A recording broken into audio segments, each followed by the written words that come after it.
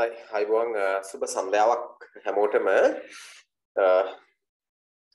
අපි අද 15 වෙනි පාඩම සාහිත්‍ය පාඩමේ ප්‍රශ්න කීපයක් අවසන් කරන්න උත්සාහ කරමු. මොකද අපි සාමාන්‍ය පන්තිවල 15 වෙනි පාඩමේ ප්‍රශ්න දෙකක් පළවෙනි ප්‍රශ්න දෙක අවසන් කරා.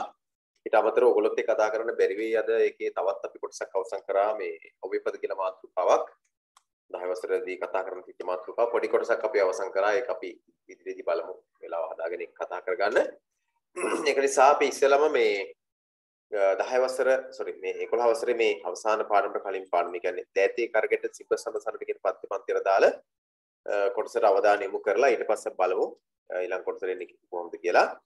ඊළඟ කොටස කොහොමද අපි කතා කරගන්නේ කියලා. එතකොට මේකේ අපි පළවෙනි ප්‍රශ්නය සාකච්ඡා කරා. මම හිතන්නේ කොටස් පළවෙනි කොටස විතරක් කතා කරලා අවසන් කරන්නට ඇති. මම මේකේ මෙතෙන්ට යන්න කලින් මේ පාඩම සම්බන්ධයෙන් අපේ අවධානය යොමු කරනවා 2017 වරක ප්‍රශ්නයක් ඇවිල්ලා තිබ්බා. ඊට අමතරව බොහොම හදිසියෙන්ද මේ පාඩමේ ප්‍රශ්න ගොඩ නැගෙන්නේ. මේ පාඩම ගත්තාම දෑතේ කරගෙට සිබසංසන්ට කියන පාඩම ගත්තාම කාලෝචිතයිද මේ කාලේ තාම උචිත අරමුණු පදනම් කර රචනා කරපු පාඩමක් නැත්නම් පන්තියක්. ඒතොර ඒකත් එක්ක අපි මේ පාඩම තුළ අපේ අවධානය යොමු කළ යුතු අංශ කීපයක් තියෙනවා. ඒ කියන්නේ අවධානය යොමු කරන්න ප්‍රතිශේෂ අපි අවධානය යොමු කරනවා දැන් පද්‍ය පන්තිය 15 පද්‍ය පන්තිය ගත්තාම 15 පද්‍ය පන්තිය ගත්තාම 15 පන්තිය ගත්තාම 15 කවි පන්තිය 15 පාඩමේ කවි පන්තිය ගත්තාම මේ කවි පන්තිය අපි අවධානය යොමු කරන්න ඕන විචාර ප්‍රශ්න කීපයක් අපි අද දිනේ සාකච්ඡා කළා. දැන් ඔයගොල්ලොත් එකත් ඒ වැඩි මම මේ කරන්න හදන්නේ. එතකොට මේ පාඩම අවසාන වෙද්දී ඔයගොල්ලොන්ට මේ නිර්මාණයේ රසයෙන් පස්සේ ඔයගොල්ලොන්ට අභිමානය කියනවා ජාතික අභිමානය පෙන්වුම් කරන තැන් පද්‍ය පන්තිය හොයනවා. ජාතික අභිමානය. ඊළඟට මේකේ අපි හොයන්නට ඕන ශ්‍රම අභිමානය පෙන්වුම් කරන තැන් ජාතික අභිමානය ශ්‍රම අභිමානය මේ විචාර ගැන අවධානය යොමු කරන්න කියලා මේ කියන්නේ. ඊළඟට අපි මේකෙන් සොයන්නට ඕන මේක අපි අවධානය යොමු කරන්නට ඕන අතීත ශ්‍රී විභූතිය පෙන්වුම් කරන තැන් අතීත ශ්‍රී විභූතිය. ඊළඟට අපි මේකේ සොයන්නට ඕන තවදුරටත්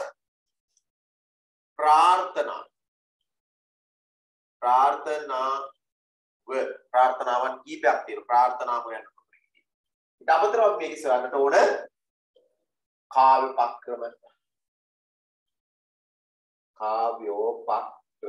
කාව්‍යපක්‍රම ඉස්සරහ. මෙන්න මේ අංශ කිහිපයට අපගේ අවධානය යොමු කරන්න ඕනේ. මේ පද්‍ය පන්ති 15 පද්‍ය පන්ති ගත්තාම 15 පාඩමේ පද්‍ය පන්ති ගත්තාම මහාගමසේකර මහතා විසින් රචිත ප්‍රබුද්ධ කියන කාව්‍ය සංග්‍රහයෙන් උපුටාගෙන උද්දෘත කරලා දක්වලා තියෙන ඔබගේ 15 වෙනි පාඩම ගත්තාම මේ පාඩමේ විචාරවලදී මෙන්න මේ අංශ කෙරෙහි විශේෂ අවධානය යොමු කරන්න ඔබට මම විශේෂයෙන් මතක් කරනවා මේ වෙලාවේ සාමාන්‍ය පෙළ විභාගයේදී විචාර ප්‍රශ්න නිර්මාණය කිරීමේදී ඔබගේ පෙළ පොතේ අවධානයට ලක් කරපු යොමු කරපු අංශ වලින් තමයි 90% විචාර ප්‍රශ්න ගොඩ නැගෙන්නේ. පොතේ පරිබාහිර නැත්නම් ඒ දීලා තියෙන විචාර වලින් පරිබාහිර තාම අවම ප්‍රමාණයක් තමයි සැකසෙන්නේ. අඩුම තරමින් කොටසක් හරියනවා. ඒ නිසා ඔබ පළමු කොට පොතේ තියෙන විචාර ටික ඔබට ගොඩනගා ගන්න පුළුවන්. පොතේ තියෙන විචාර ටික අවබෝධ කරගෙන ඒකට අදාළව වැඩ කටයුතු කරන්න පුළුවන්ද කියන එක තමයි පළවෙනියටම ඔබගේ අවධානය යොමු කරන්නේ. එතකොට දෑතේ කරගෙට සිඹසන සන්නට ලාගොයි මේදලු පවන්සලයි දහදිය මුතුයට මල්වරු සාවි අවසාන පේලිය කරල් බරින් පීදී වෙගිරි. එතකොට මතක තියාගන්න මේ පද්‍ය පන්තියේ මම මේ සඳහන් කර පද්‍ය පන්තියේ දැන් 15 වෙනි පාඩමේ පද්‍ය පන්තියේ එක එක තැන් එක එක අංශ එක දැන් වලින් මෙන්න මේ බෝඩ් එකේ නැත්නම් වයිට් බෝඩ් එකේ සඳහන් කරලා තියෙන අංශ කෙරෙහි අවධානය යොමු කරනකොට මේවට අදාළ කවි මොනවද කියලා අපිට පළමුව ඍජුව හඳුනාගෙන තියෙනවා. ඒ කවි විශේෂයෙන් පාඩම් කරගන්න. ඒ කවි විශේෂයෙන් පාඩම් කරගන්න මොනවද අපිට මේකේ පාඩම් කරගන්න අත්‍යවශ්‍යම කවි. දැන් බැලුවාම ජාතික අභිමානයේ සමාභිමානයේ අතිශය විභූතිය ප්‍රාර්ථනාවන් ඊළඟට කාව්‍යපක්‍රම කියන දේවල් වලට අදාළව අපි අපේ අවධානය ඒවට අදාළව අපි මොනවද උද්දෘත කරගන්න ඕන කවි කියන එක සම්බන්ධයෙන් පළවෙනි අවධානය යොමු කරන්න. ඒතකොට පාඩම සම්බන්ධයෙන් ගත්තාම පාඩමේ සෑම කවියක්ම ඔබට පළවෙනි පියවර විදිහට පාඩම් වෙලා තියෙනවන විශේෂයෙන්ම කවි ටික පාඩම් වීම අත්‍යවශ්‍යයි. විශේෂයෙන්ම අපි විභාගයට යන්න කලින් මේ කවි හැම එකක් පාඩම් කරලා අවසන් කරගත්තා අපිට හරි පහසු වෙන විභාගෙදී ඒ ਵਿਚාර ගොඩනගා ගැනීමට සහ උද්දෘත දක්වන්න විශේෂයෙන්ම උද්දෘත වලට අපිට වෙනම ලකුණු ලැබෙන නිසා උද්දෘත ටික දක්ව ගන්න අපිට මේ කොටස අතිශය සහ අනිවාර්යයෙන්ම වැදගත්කමක් නිසා අපි මේ පාඩමේ අපේ විචාර සම්බන්ධයෙන් අපි අවධානය යොමු කරනවා මෙන්න මේ අංශ පහ කෙරෙහි අපි අවධානය කරනකොට ජාතික අභිමානය සමාභිමානය ආතිථ්‍ය ශ්‍රී භූතිය ප්‍රාර්ථනාව සහ කාව්‍යපක්‍රම කියන අංශ පහ කෙරෙහි තමයි මේ පාඩමේ විචාර කෙරෙහි අවධානය යොමු කරන්න ඕනේ. එතකොට පළවෙනි කවිය දැත්තේ කරකට සිඹසන සනඳ ලාගෝයි මේ දරු පවන්සලායේ දහදිය මුදුවට මල්වරු සාවේ කරල් බරින් පීදී වැගිරේ කියන කවිය ඔබට පාඩම් මේ වෙනකොට පාඩම් කරලා තියෙන්නේ. ගොඩක් අය පාඩම් කරලා හරි දාලා කනිමවටපත් කරලා තියෙනවා.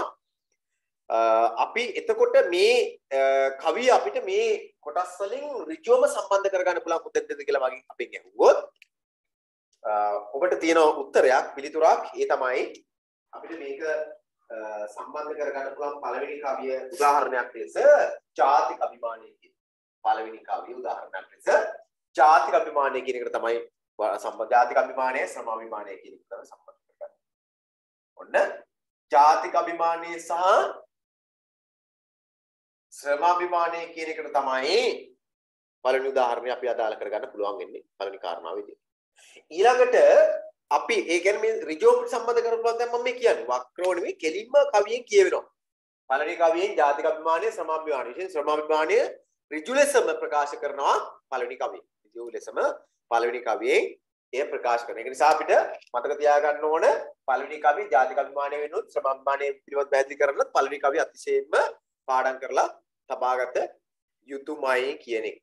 අපි දෙවෙනි කවියට ගියොත් අපි මේකේ ශ්‍රමාභිමානය පෙන්වු කරන තව කවියකට ගියොත් දෑතේ කරකට වලින් පස්සේ ශ්‍රමයේ පිළිබඳ අභිමානය පෙන්වු කරන තවත් තැනක් තමයි දහසක් වැව් බැති යෝධ මිනිස් කැල කියන තැන.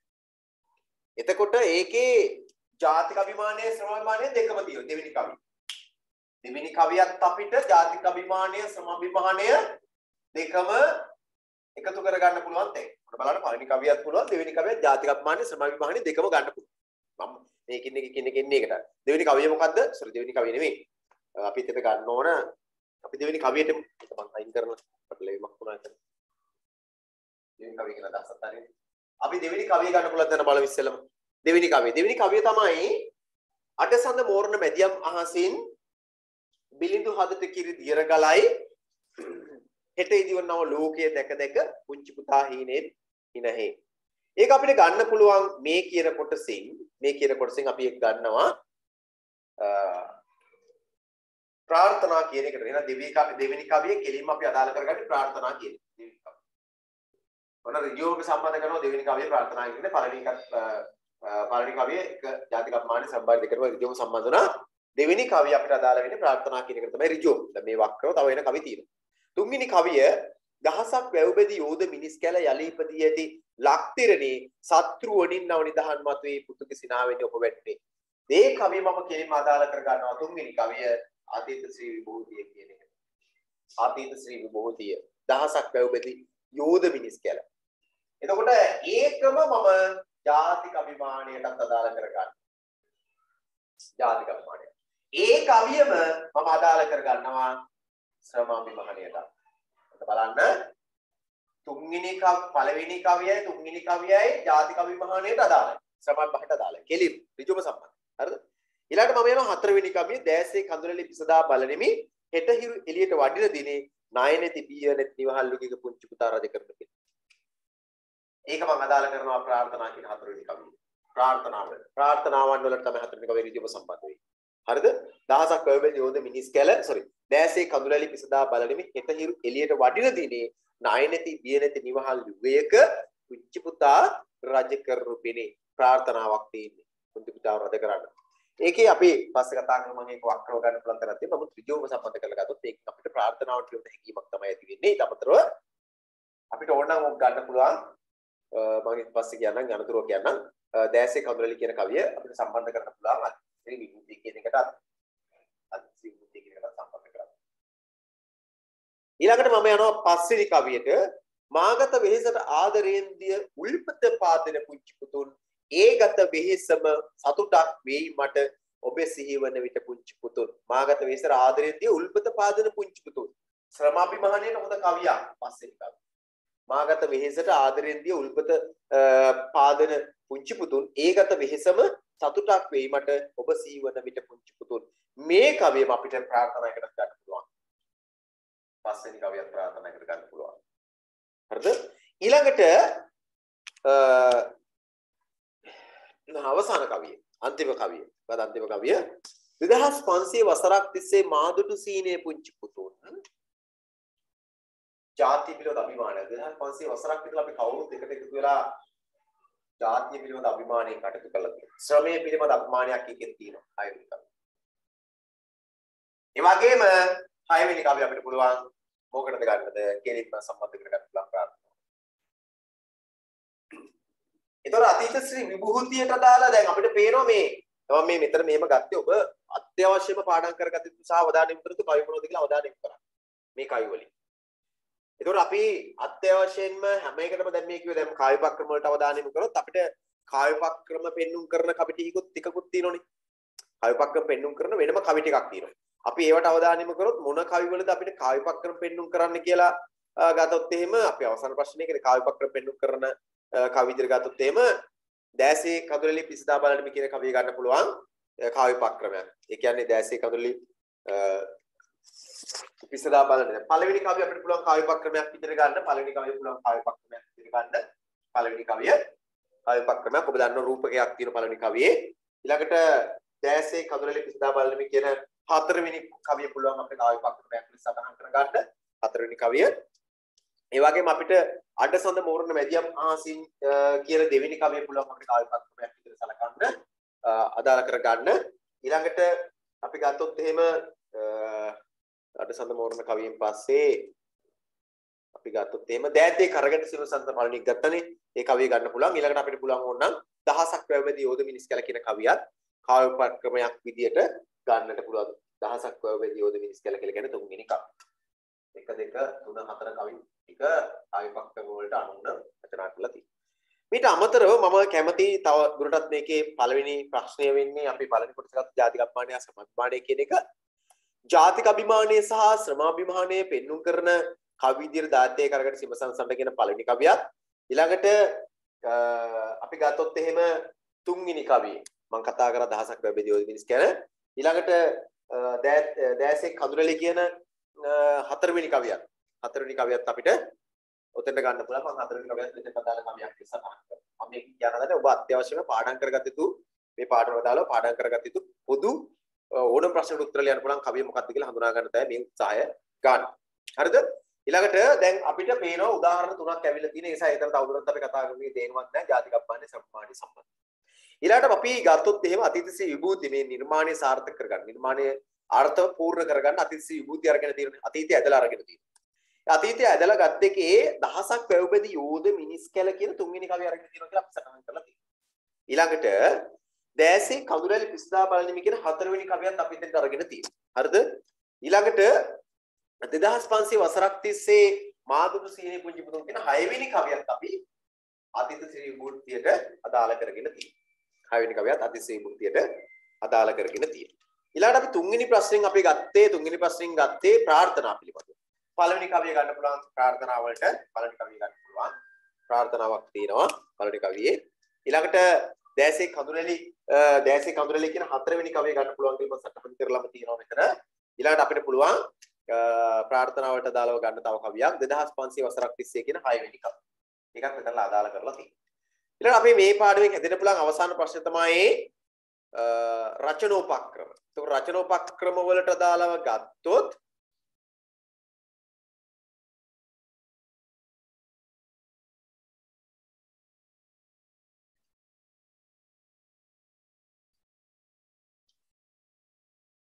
රචනෝපක්‍රම වලට දාලව ගත්තොත් ඒකේ අපිට ගන්න පුළුවන් දැසේ කඳුලැලි පිස්දා බලමි කියන හතරවෙනි කවිය ගන්න පුළුවන් කියලා කිව්වා. අටසඳ මෝරණ මැදියම් මහසි කියන දෙවෙනි කවිය ගන්න පුළුවන් කියලා කිව්වා. දෑතේ කරකට සිඹසන් සඳ කියන පළවෙනි කවිය ගන්න පුළුවන් කිව්වා. දහසක් වැවෙදි යෝධ මිනිස් කියලා කියන දහසක් වැවෙදි යෝධ මිනිස් කියලා කියන තුන්වෙනි කවිය ගන්න පුළුවන් කියලා කිව්වා. හරි. දැන් මම මේ ආවේ. දැන් ওই මම මේ ඔබට මේ සටහනක් එකතු කරලා තියෙන්නේ. 15 වෙනි පාඩමේ සඳහන් විචාර හතර පිළිබඳව. මෙතන කරුණු පහක් පිළිබඳව විචාර හතරක් තියෙනවා. මේ විචාර හතරෙන් ඔබට පේනවා විචාර හතර එන්න පුළුවන් ශ්‍රේෂ්ඨ හතරක් මං කිව්වේ. ජාතික අභිමානයේ සමාවිභානයේ එක ශ්‍රේෂ්ඨයක් විස කරලා දෙන්න පුළුවන්. ඒක තමයි කවියාගේ අරමුණ. පද්‍යපන්ති රචනා කිරීමේ අරමුණ මේකනේ. පද්‍යපන්ති රචනා කරන්නෙම ජාතික අභිමානය, සමාවිභානය, සහෘද මනසෙහි උබුදුවාලය. ජාති පිළිබඳ අභිමානය, සමාවිභානය. එතකොට ඒක තමයි නිර්මාණයේ අරමුණ. ඒ අරමුණ පෙරදරි කරගෙන තමයි මේ පද්‍යපන්ති රචනා කළා. අපි කතා කරා. හරිද? එතකොට ඊට අමතරව අපි ගත්තොත් එහෙම මේ පද්‍යපන්ති තුල ඒක පෙරදරි කරගෙන ජාතික අභිමානය සම්මානය පෙරදරි කරගෙන වෙනස් ශේෂ දෙකක් අවධානය යොමු කරලා තියෙනවා. එකක් තමයි ජාතික අභිමානයේ සමාභිමානයයි ඇති කරන්න සමෘද්ධ මනසෙහි අතීත ශ්‍රී විභූතිය යොදාගෙන තියෙනවා. අතීත ශ්‍රී විභූතිය තුන්වෙනි කවිය, හතරවෙනි කවිය, හයවෙනි කවියෙන් ප්‍රකාශ වෙනවා. අතීත ශ්‍රී විභූතිය.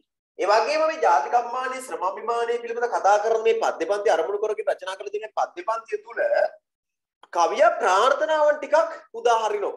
ප්‍රාර්ථනාවන් ටිකක් එකතු කරනවා. ප්‍රාර්ථනාවන් ටිකක්. මොනවද මේ ප්‍රාර්ථනාවන්? පළවෙනි කවියේ තියෙනවා, දෙවෙනි කවියේ තියෙනවා, හතරවෙනි කවියේ තියෙනවා, පස්වෙනි කවියේ තියෙනවා, හයවෙනි කවියේ ප්‍රාර්ථනාවන් ටිකක් ගියක් තියෙනවා. ඍජුව ප්‍රකාශ කළනේ ප්‍රාර්ථනාවන් ටිකක් තියෙනවා. ඊළඟට ඊට අමතරව මේ කියන විචාරශේෂ අවසාන අමලට අමතරව කාව්‍ය උපක්‍රම කියන ශේෂ්ඨ අවධානය කරොත් 1 2 3 4 කියන කවි වල ඍජුවම කාව්‍ය උපක්‍රම තියෙනවා. අනෙක් කවි දෙකෙත් තියෙනවා. අනෙක් කවි දෙකෙන් නැතුව නෙවෙයි ඒවත් තියෙනවා. මම මේ ඍජුවම අපිට දක්න ලැබෙන හඳුනා ගන්න පුළුවන් තැන් ටිකක් තමයි මේ විස්තර කරලා තියෙන්නේ. එතකොට දැන් ඔබට මේ ඔක්කොම වලට දාලා ඔක්කොම වලින් හැමතැනක්ම නියෝජනය කරන කවියක් බලන්න මොකද තියෙන්නේ කියලා. එක නෑ. පළවෙනි කවිය හැමතැනම නියෝජනය කරන්නේ නැහැ. හැබැයි හතරක් නියෝජනය කරනවා. ජාතික අභිමානය ගැන කියන්න පුළුවන්, සමාජමානය ගැන කියන්න පුළුවන්, ප්‍රාර්ථනා ගැන කියන්න පුළුවන්, කාව්‍ය උපක්‍රම ගැන පුළුවන් පළවෙනි කවිය. එන වැදගත් කවියක්. අපි ඒක සටහන් කරගමු. පළවෙනි කවිය පුළුවන්. හරි මම වැඩි හතර හැමතැනම තියෙන එකෙන් බලමු. බලන්න තුන්වෙනි එක හැමතැනම තියෙනවද? මේකේ නෑ. එහෙනම් එක ගන්න බෑ. ඒකත් තුන් බල හතර බලයි. හතර මේකේ තියෙනවා, මේකේ නෑ. ඒකත් හතර බලයි. 6 ඒකේ තියෙනවා. ඔව්. 6 වෙනි කවිය තියෙනවා. දැන් ওই පද්‍යපන්ති එක කවියක්වත් නෑ. ප්‍රශ්න පහටම පිළිතුරු ලියන්න පුළුවන්. ප්‍රශ්න පහක් විතරවත් පහටම පිළිතුරු ලියන්න පුළුවන්. එක කවියක්වත් නෑ. මේ සටහනට අනුව. හැබැයි බොහෝ කවි දැන් පළවෙනි කවිය පාඩම් කරොත් හතරකට ලියන්න පුළුවන්. ජාතික අභිමානය ගැන කියවෙනවා, ප්‍රාර්ථනා ගැන කියවෙනවා, සමාජමානය ගැන කියවෙනවා, කවි උපක්‍රමයක් ලියන්න පුළුවන්. පළවෙනි කවිය. කාටත් පාඩම්නේ. දෑතේ කරගෙන සිඹසන සම්න ලාගෝයි මේ දරු පවන්සලයි. දහඩිය මුතුයට මල්වරු සාවි කරල් බරින් පීදීවේ කිරි හැම මේ ඔබ හැම කෙනෙකුට මේ කවිය පාඩම්නේ. ඒ කියන්නේ එහෙනම් මේ කවියෙන් අපිට අතීත සීභූතිය හැර අනෙක් ඕන ප්‍රශ්නකට උත්තර ලියන්න පුළුවන් මෙතන තියෙන්නේ. පළවෙනි කවිය. දෙවෙනි කවිය ගත්තොත් දෙවෙනි කවියෙන් නම් අපිට ප්‍රශ්න දෙකකට උත්තර ලියන්න වෙන්නේ. ඒ තමයි කාව්‍ය උපක්‍රම කියන එකටයි ප්‍රාර්ථනා කියන එකටයි කියන ප්‍රශ්න දෙකට තමයි තියෙන්නේ. දෙවෙනි කවියට උඩ අවධානය යොමු කිරීම ටිකක් අඩු කරාට කමක් නැහැ. ඒක පාඩම් වෙලා තියෙන්නේ. මම කියන්නේ අපි අවධානය යොමු කරන්න ඕනේ. දෙවෙනි කවිය. එතකොට තුන්වෙනි කවියට ගියොත් තුන්වෙනි කවිය ජාතික අභිමානය ගැනත් කියවෙනවා, සමාජමානය ගැනත් කියවෙනවා, අතීත සීභූතියක් කියවෙනවා, කාව්‍ය උපක්‍රමයක් කියවෙනවා, හතරක් කියවෙනවා එතන. තුන්වෙනි කවිය.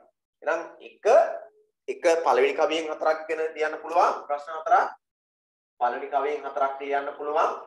තුන්වෙනි කවියෙන් ප්‍රශ්න හතරකට උත්තර ලියන්න පුළුවන්. ඊළඟට අපි ගත්තොත් හතරවෙනි කවිය. හතරවෙනි කවිය බලන්න. එකක් පුළුවන්, මේකක් පුළුවන්, මේකත් පුළුවන්, මේකත් පුළුවන්. අපිට හතරවෙනි කවියෙන් දැන් දෙවෙනි කවියෙන් අපිට පුළුවන් වෙන්නේ ප්‍රශ්න දෙකයි සාමාන්‍ය. තුන්වෙනි කවියෙන් හතරක් පුළුවන්. හතරවෙනි කවියෙන් අපිට හතරක් ලියන්න පුළුවන්. පස්වෙනි කවියට යන්නේ. පස්වෙනි කවියෙන් ඒක බෑ මේකත් බෑ. පස්වෙනි කවියෙන් පුළුවන් ප්‍රශ්න දෙකයි. පස්වෙනි කවියත් ප්‍රශ්න දෙකයි. පස්වෙනි කවියත් ප්‍රශ්න දෙකයි. අවසාන කවිය 6 වෙනි කවියට ගියොත් 6 වෙනි කවියට ගියොත් අපිට 6 වෙනි කවිය පළවෙනි එක ලියන්න පුළුවන්, දෙවෙනි එක ලියන්න පුළුවන්, තුන්වෙනි එක ලියන්න පුළුවන්, හතරවෙනි එක. ඒක හතරයි. එක කවියක් අපිට ඕන මෙතන ගලපලා තව ඕනනම් කවියක් කිය මොකක් හරි එක කවියක් අපිට මේ ඕන ප්‍රශ්නෙට පිළිතුරක් විස ගලපන්න පුළුවන් කවි තියෙනවා මෙතන. කවියක් තියෙනවා. හරිද? කවියක් දැන් හොයාගෙන වෙන කමක් නෑ. ගලපලා ගන්න පුළුවන්. අපිට පේනවා පළවෙනි කවිය, තුන්වෙනි කවිය, හතරවෙනි කවිය, හයවෙනි කවිය. 1 3 4 6 අතිශය වැදගත් ਵਿਚාරවලට. ඇයි? ඒ වයින් ලියන්න පුළුවන් ප්‍රශ්න ප්‍රමාණය වැඩි. අදාළ කරන්න පුළුවන් ප්‍රශ්න ප්‍රමාණය වැඩි. අපිට පේනවා පළවෙනි දෑතේ කරකට සිබසන්සන්ට කියන කවිය ප්‍රශ්න 4කට අදාළ කරන්න පුළුවන්. පාඩමේ සඳහන් වෙනවා. නිසා මේ කවිය අපේ අතිශයින් පාඩම් කර ගන්නට ඕනේ. අපි තුන්වෙනි කවිය ගත්තොත් ප්‍රශ්න 4කට උත්තර ලියන්න පුළුවන්. මොකක්ද තුන්වෙනි කවිය කියලා කියන්නේ? දහසක් වැව් බෙදි යෝධ මිනිස් කැල යලි ඉපදී ඇති ලක්දිරණේ සත්‍රුවණින් නව නිදහන් මතුවේ පුතුගේ සිනහවෙනි ඔප වැටුනේ කියන කවිය ප්‍රශ්න 4කට අදාළ කරන්න පුළුවන් කියන එක අතිශය වැදගත්. ඊට හතරවෙනි කවියද කියත් තියෙනවා. හතරවෙනි කවිය කියලා කියන්නේ දැසේ කඳුලැලි පිසදා බලනෙමි හෙට හිරු එළියට වඩින දිනේ ණය නැති බිය නැති නිවහල් යුගයක පුංචි පුතා රජ කරනු පිට. අපිට ඒකත් ඒ කවියත් වැදගත්. ඇයි? ඒකිනුත් ප්‍රශ්න 4කට අදාළ කරගන්න පුළුවන්. පස්වෙනි කවියත් ප්‍රශ්න 2කට විතර අදාළ කරගන්න පුළුවන්. පස්වෙනි කවිය කියලා කියන්නේ මාගත වේසර ආදරෙන් දීවුල්පත පාදර පුංචි පුතුන් කියන කවිය. ඊළඟට 6වෙනි කවියට ගියොත් 6වෙනි කවිය ප්‍රශ්න 4කට අදාළ වෙනවා. 2500 වසරක් තිස්සේ මාදුටු සීනේ පුංචි පුතුන් ඔබහට ලෝකයේ ඉදි කර දී විස යා නොහැකිය මට පුංචි පුතුන් කියන කවිය. අපිට පේනවා මේ සටහනට අනුව අපිට පේනවා දැන් මේ වගේ අපි ඉදිරියවත් කතා කරනවා ඉස්සරහදී මම මේ දැක්ක ටික විතරක් කතා කරේ. හැම පාඩමකටම මේ වෙලේ සටහනකට මම යනවා.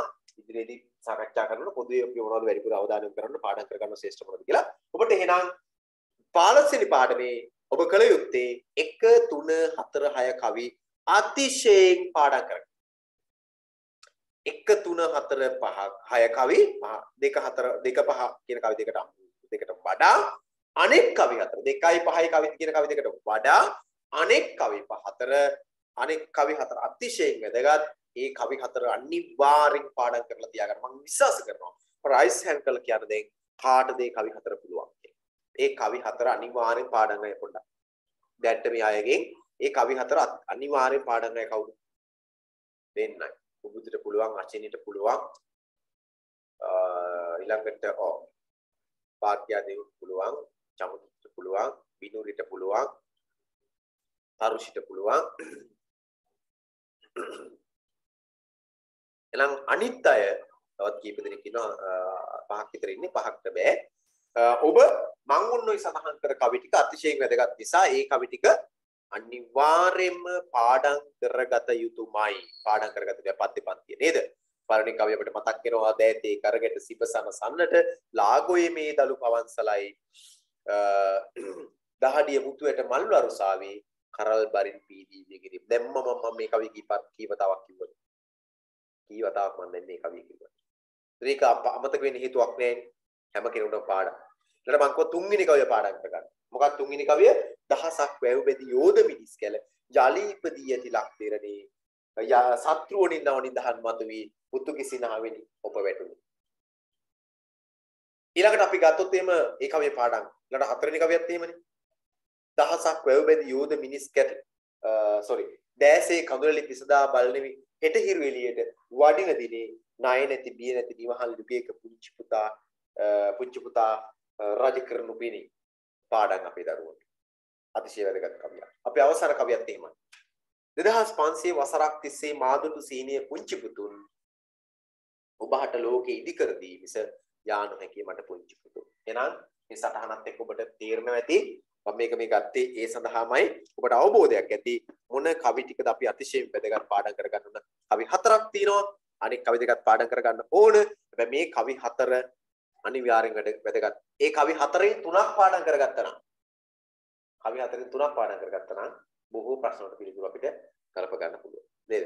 ඒ ගලපා ගැනීම හැකියාව තියෙනවා. 4ක් පාඩම් කරගත්තා. මේ කවි 4 පාඩම් කරාම ඕන ප්‍රශ්න උත්තර ලියන්න පුළුවන්කමක් තියෙනවා. ඒකට මෙතරත් එහෙමයි හැමතැනම එහෙමයි කවි හතරක් අපිට එනවා අදාළ කරගන්න පුළුවන්. දෙවෙනි කවිය අපිට ප්‍රශ්න දෙකකට එනවා. ඒකත් අපි අදාළ කරලා එහෙම ගලපලා ගත්තා අපිට පේනවා. මෙන්න මේ විදිහට කවි පාඩම් කර ගැනීම මගේ විචාර වල. දැන් සමහරව අහනවා දැන් ඔය මම මේ ආසන්න කළා මේ මෙතනට ආවේ සමහර අයට තියෙන ප්‍රශ්නක් තියෙනවා. මුළු පද්‍ය පන්තියෙන් පාඩම් කරගන්න නැතුව විචාර වලට අත්‍යවශ්‍යම විචාර වලට වෙන්න පුළුවන් කවි ටික පාඩම් කරගන්න. එහෙමත් අහන්නේ. අන්න ඒ අයට පහසුවක් නිසා මම මේ සටහනට ගත්තේ. අනිත් අයත් මේවට අවධානය යොමු කරන්න. අර හරියට පාඩම් කරගන්න ඔක්කොම පාඩම් කරලා නැති මේ වෙලාවේ මේ කවි ටික විතරක් පාඩම් කරගත්තොත් ඇති කියලා විශ්වාසයෙන් ඉන්න අයට අවස්ථාවක් ඇති කරගන්න තමයි ඔන්න ඔය අවස්ථාව මම ගත්තේ. හැබැයි ඒ අයට පොඩි අවධානමක් තියෙනවා. ඔබට ඒ තමයි කවිවල පද දෙකක් දීලා ඉතිරි පද දෙක ලියන්න ආවොත් ඔබ පාඩම් කරලා නැති කවි දෙකක් ඉතුරු කවි දෙක පාඩම් කරලා තිබුණ නැතොත් එතනදී ඔබට ගන්න තියෙන ලේසියෙන් ගන්න තියෙන ලකුණු දෙකක් අතිශයින්ම වැදගත් ලකුණු දෙකක් හැමෝම පාඩම් කරපු හැමෝම ගන්න ලකුණු දෙකක් ඔබට ගන්න බැරි වෙනවා. ඒක නිසා ඒ කවි දෙකක් පාඩම් කරගන්න ලේසි. ඒ කියන්නේ අවසාන වශයෙන් ගත්තාම මම කියන්නේ සමස්තය පාඩම් කරන්න. නමුත් එහෙම බැරි අයට ඉන්නවා මේ සටහනට අනුවත් කවි ටික පාඩම් කරගන්නට අවශ්‍යයි.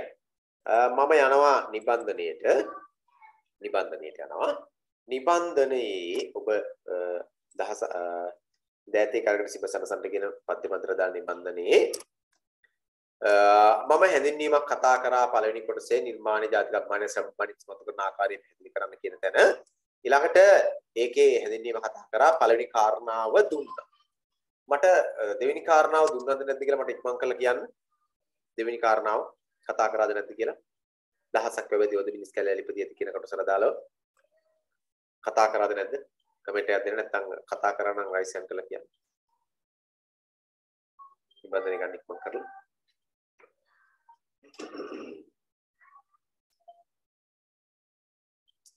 මං කලට නිබන්ධනය ගන්න.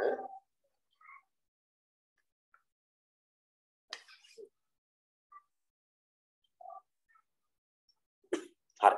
එතනින් අපි පටන් ගමු දෙවෙනි කාරණාවෙන් පටන් ගමු. අපි දෙවෙනි කාරණාව දැන් ওই කතාව තමයි මේ මොකද්ද මේ ජාතිකම්මානේ සම්මානෙත් පෙන්නු කරන හැම වෙලාවෙම වචන ඉස්මතු කරමින් පිළිතුරු ලියන්න ඕන ලියනකොට නමුත් මම මේ වෙලාවේ එහෙම චර මෙහාට කතා කරන්න යන්නේ නැහැ. එතන ලියාගන්න මෙන්න මෙහෙම දෙවෙනි කාරණාව විදිහට දෙවෙනි කාරණාව පෙන්නු කරන කවිය තමයි ඒ කියන්නේ ජාතිකම්මානේ සම්මානෙත් පෙන්නු කරන කවියක් තමයි දහසක් වැව්බෙදී යෝධ මිනිස් කැලේ අලීපදී ඇති ලක්තිරණේ දහසක් වැව්බෙදී යෝධ මිනිස් කැලේ ජලීපදී ඇති මෞදිරණේ සත්‍රුවනින් නව නිදහන් මතුවී පුතු කිසිනාවෙනි ඔබ වැටුනේ කියන කවිය. ඒ කවියේ ජාතික අභිමානය ශ්‍රම අභිමානය දෙකම තියෙනවා. ජාතික අභිමානය පෙන්වුම් කරනවා දහසක් වැව්බැදි යෝධ මිනිස් කැල කියන එකේ. දහසක් වැව්බැදි යෝධ මිනිස් කැල කියන එකේ. අපේ අතීතයේ ඔයගොල්ලෝ දන්නවා ලංකාවේ 35000කට අධික වැව්වමන ප්‍රමාණයක් තිබුණු බවට සාධක තියෙනවා. 35000 පොඩි ගාණක් නෙවෙයි. උඩා ප්‍රමාණය ඉඳලා විශාල වැව් දක්වා 35000කට ආසන්න වැව්වමන ප්‍රමාණය. වාර්තාක්ෂරත් එක්ක සම්බන්ධ වෙච්ච අපේම තාක්ෂණයක සම්බන්ධ වෙච්ච 30 පොඩි ගාණක් නෙවෙයි 35000. 10000ක් නෙවෙයි 35000. එච්චර ප්‍රමාණයක් අපේ වාර්තාක්ෂරයේ දිනු වෙන නිසා වාරි ශේෂ්ඨය පෝෂණය කළ නැත්නම් කුඩා වැව් අමුණු විශාල ප්‍රමාණයක් 35000 ආසන්න ප්‍රමාණයක් තිබුණා කියලා. එවැනි ජාතියක් ජාතික ගම්මානයක් අපිට තියෙනවා. ජාතික ගම්මානය. ඊළඟට මෙතන තව තමන්ගේ ශ්‍රමය පිළිබඳ අභිමානයක් ඇති කරන්නත් ඕනේ මේ කවියෙන් කියන අභිමානයක් තියෙනවා. මොකක්ද අභිමානය? අන්න එහෙම වැව් අමුණු 35000ක් ඉදි කරපු යෝධ මිනිස් කැල නියෝජනය කරන එවැනි ශ්‍රමයක් වගුරුවන්න පුළුවන්. ඒ පිරිස නියෝජනය කරන පිරිසම නියෝජනය කරන කෙනෙක් ලෙස මම ගැන අභිමානයක් මට මං ගැන බලන්න. නිසා මේ කවිය ඊටාම වටින කවියක්. ජාතික අභිමානයත් ශ්‍රම අභිමානයත් දෙකම මනවින් පෙන්눔 කරන. එතන ලියාගන්න මෙන්න මෙම උතර ඔයගොල්ලෝ මතක් වෙන්න ඕනේ දැන් ওই 1000ක් වැවැදි යෝධ මිනිස් කැල කියන එකේ මං කියන්නේ ජාතික අභිමානය ශ්‍රම අභිමානය පෙන්눔 කරනවා කියලා. පෙන්눔 කරන්නේ ඇයි කියලා ලියන්න. මොකද අපි එවැනි ඉතිහාසයක් තිබිච්ච මිනිස්සු.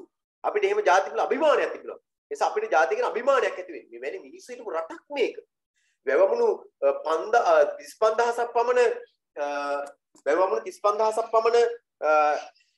වැවමුණු 35000ක් පමණ ඉදි කරපු මිනිස්සු හිටපු රටක් මේක.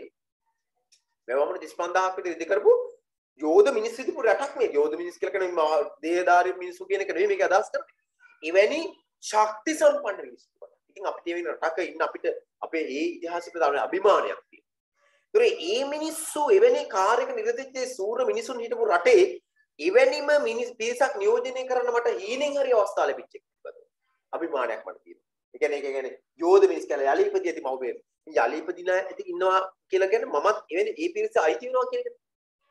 මමත් ඒ පිරිසට අයිති වෙනවා. එහෙනම් ඒ ಜಾති පිළිබඳ අභිමානයක්, රට ගැන අභිමානයක්, ශ්‍රමය පිළිබඳ අභිමානයක් මෙතනින් පෙන්වුම් කරන මේ දහසක් වේවි යෝධ මිනිස් කියලා කියන කොටසින්. එතකොට යලි ඉපදී සත්‍රුන් නව නිදහන් මතුයි පුදුසිනාවෙනි ඔපේට් සත්‍රුන් නව නිදහන් කියලා කියන අනාගතයේ සංවර්ධිත රටක ධනෝපායනයන් පිළිබඳ විවරණයක් තමයි එතනින් ව්‍යංගින් කියන්නේ. මම අපස්සරදී කතා කරනවා. ඔතන ලියා ගන්න මෙහෙම දෙවෙනි කාරණාව විදියට වෙන මෙතෙන්ට දෙවෙනි කරුණ ශ්‍රමාභිමාන ජාතිකම්මාන පෙන්නු කරන දෙවෙනි කාරණාව දහසක් වේවි යෝධ මිනිස් කියලා කියන තැනට අදාළව ආතීත ශ්‍රී විභූතිය හා සාමාන්‍ය පන්ති වලට වඩා වෙනස් විදිහට මම කාරණා දුන්නේ. ඔයගොල්ලෝ මෙහෙම ලියා ගන්න. ආතීත ශ්‍රී විභූතිය හා ඒකම තමයි සාමාන්‍ය පන්ති දුන්නේ ඊට වඩා වෙනස්. ආතීත ශ්‍රී විභූතිය හා ඊට දායක වූ ආතීත ශ්‍රී විභූතිය හා ඊට දායක වූ මිනිසුන් සිහි කිරීම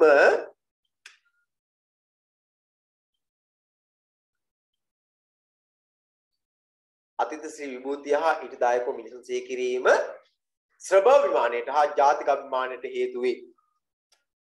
ශ්‍රමාභිමානයට හා ජාතික අභිමානයට හේතු වේ. ශ්‍රමාභිමානයට හා ජාතික අභිමානයට හේතු වේ.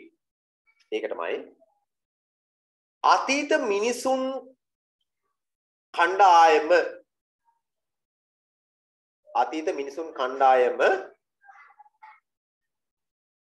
අතීත මිනිසුන් කණ්ඩායම නියෝජනය කිරීම. අතීත මිනිසුන් කණ්ඩායම නියෝජනය කිරීමට අතීත මිනිසුන් කණ්ඩායම ඒ අතීත යෝධ මිනිස් කැලකින් ලියාගත්ත නම් ගමන් කොහොම ලියාගන්නද මිනිසුන් කණ්ඩායම නියෝජනය කිරීමට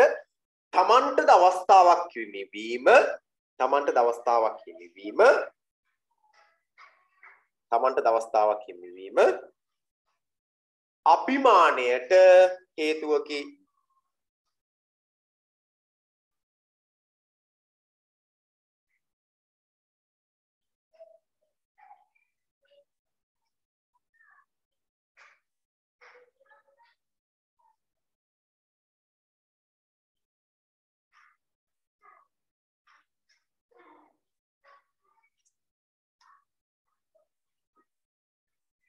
අභිමානයට හේතුවකි.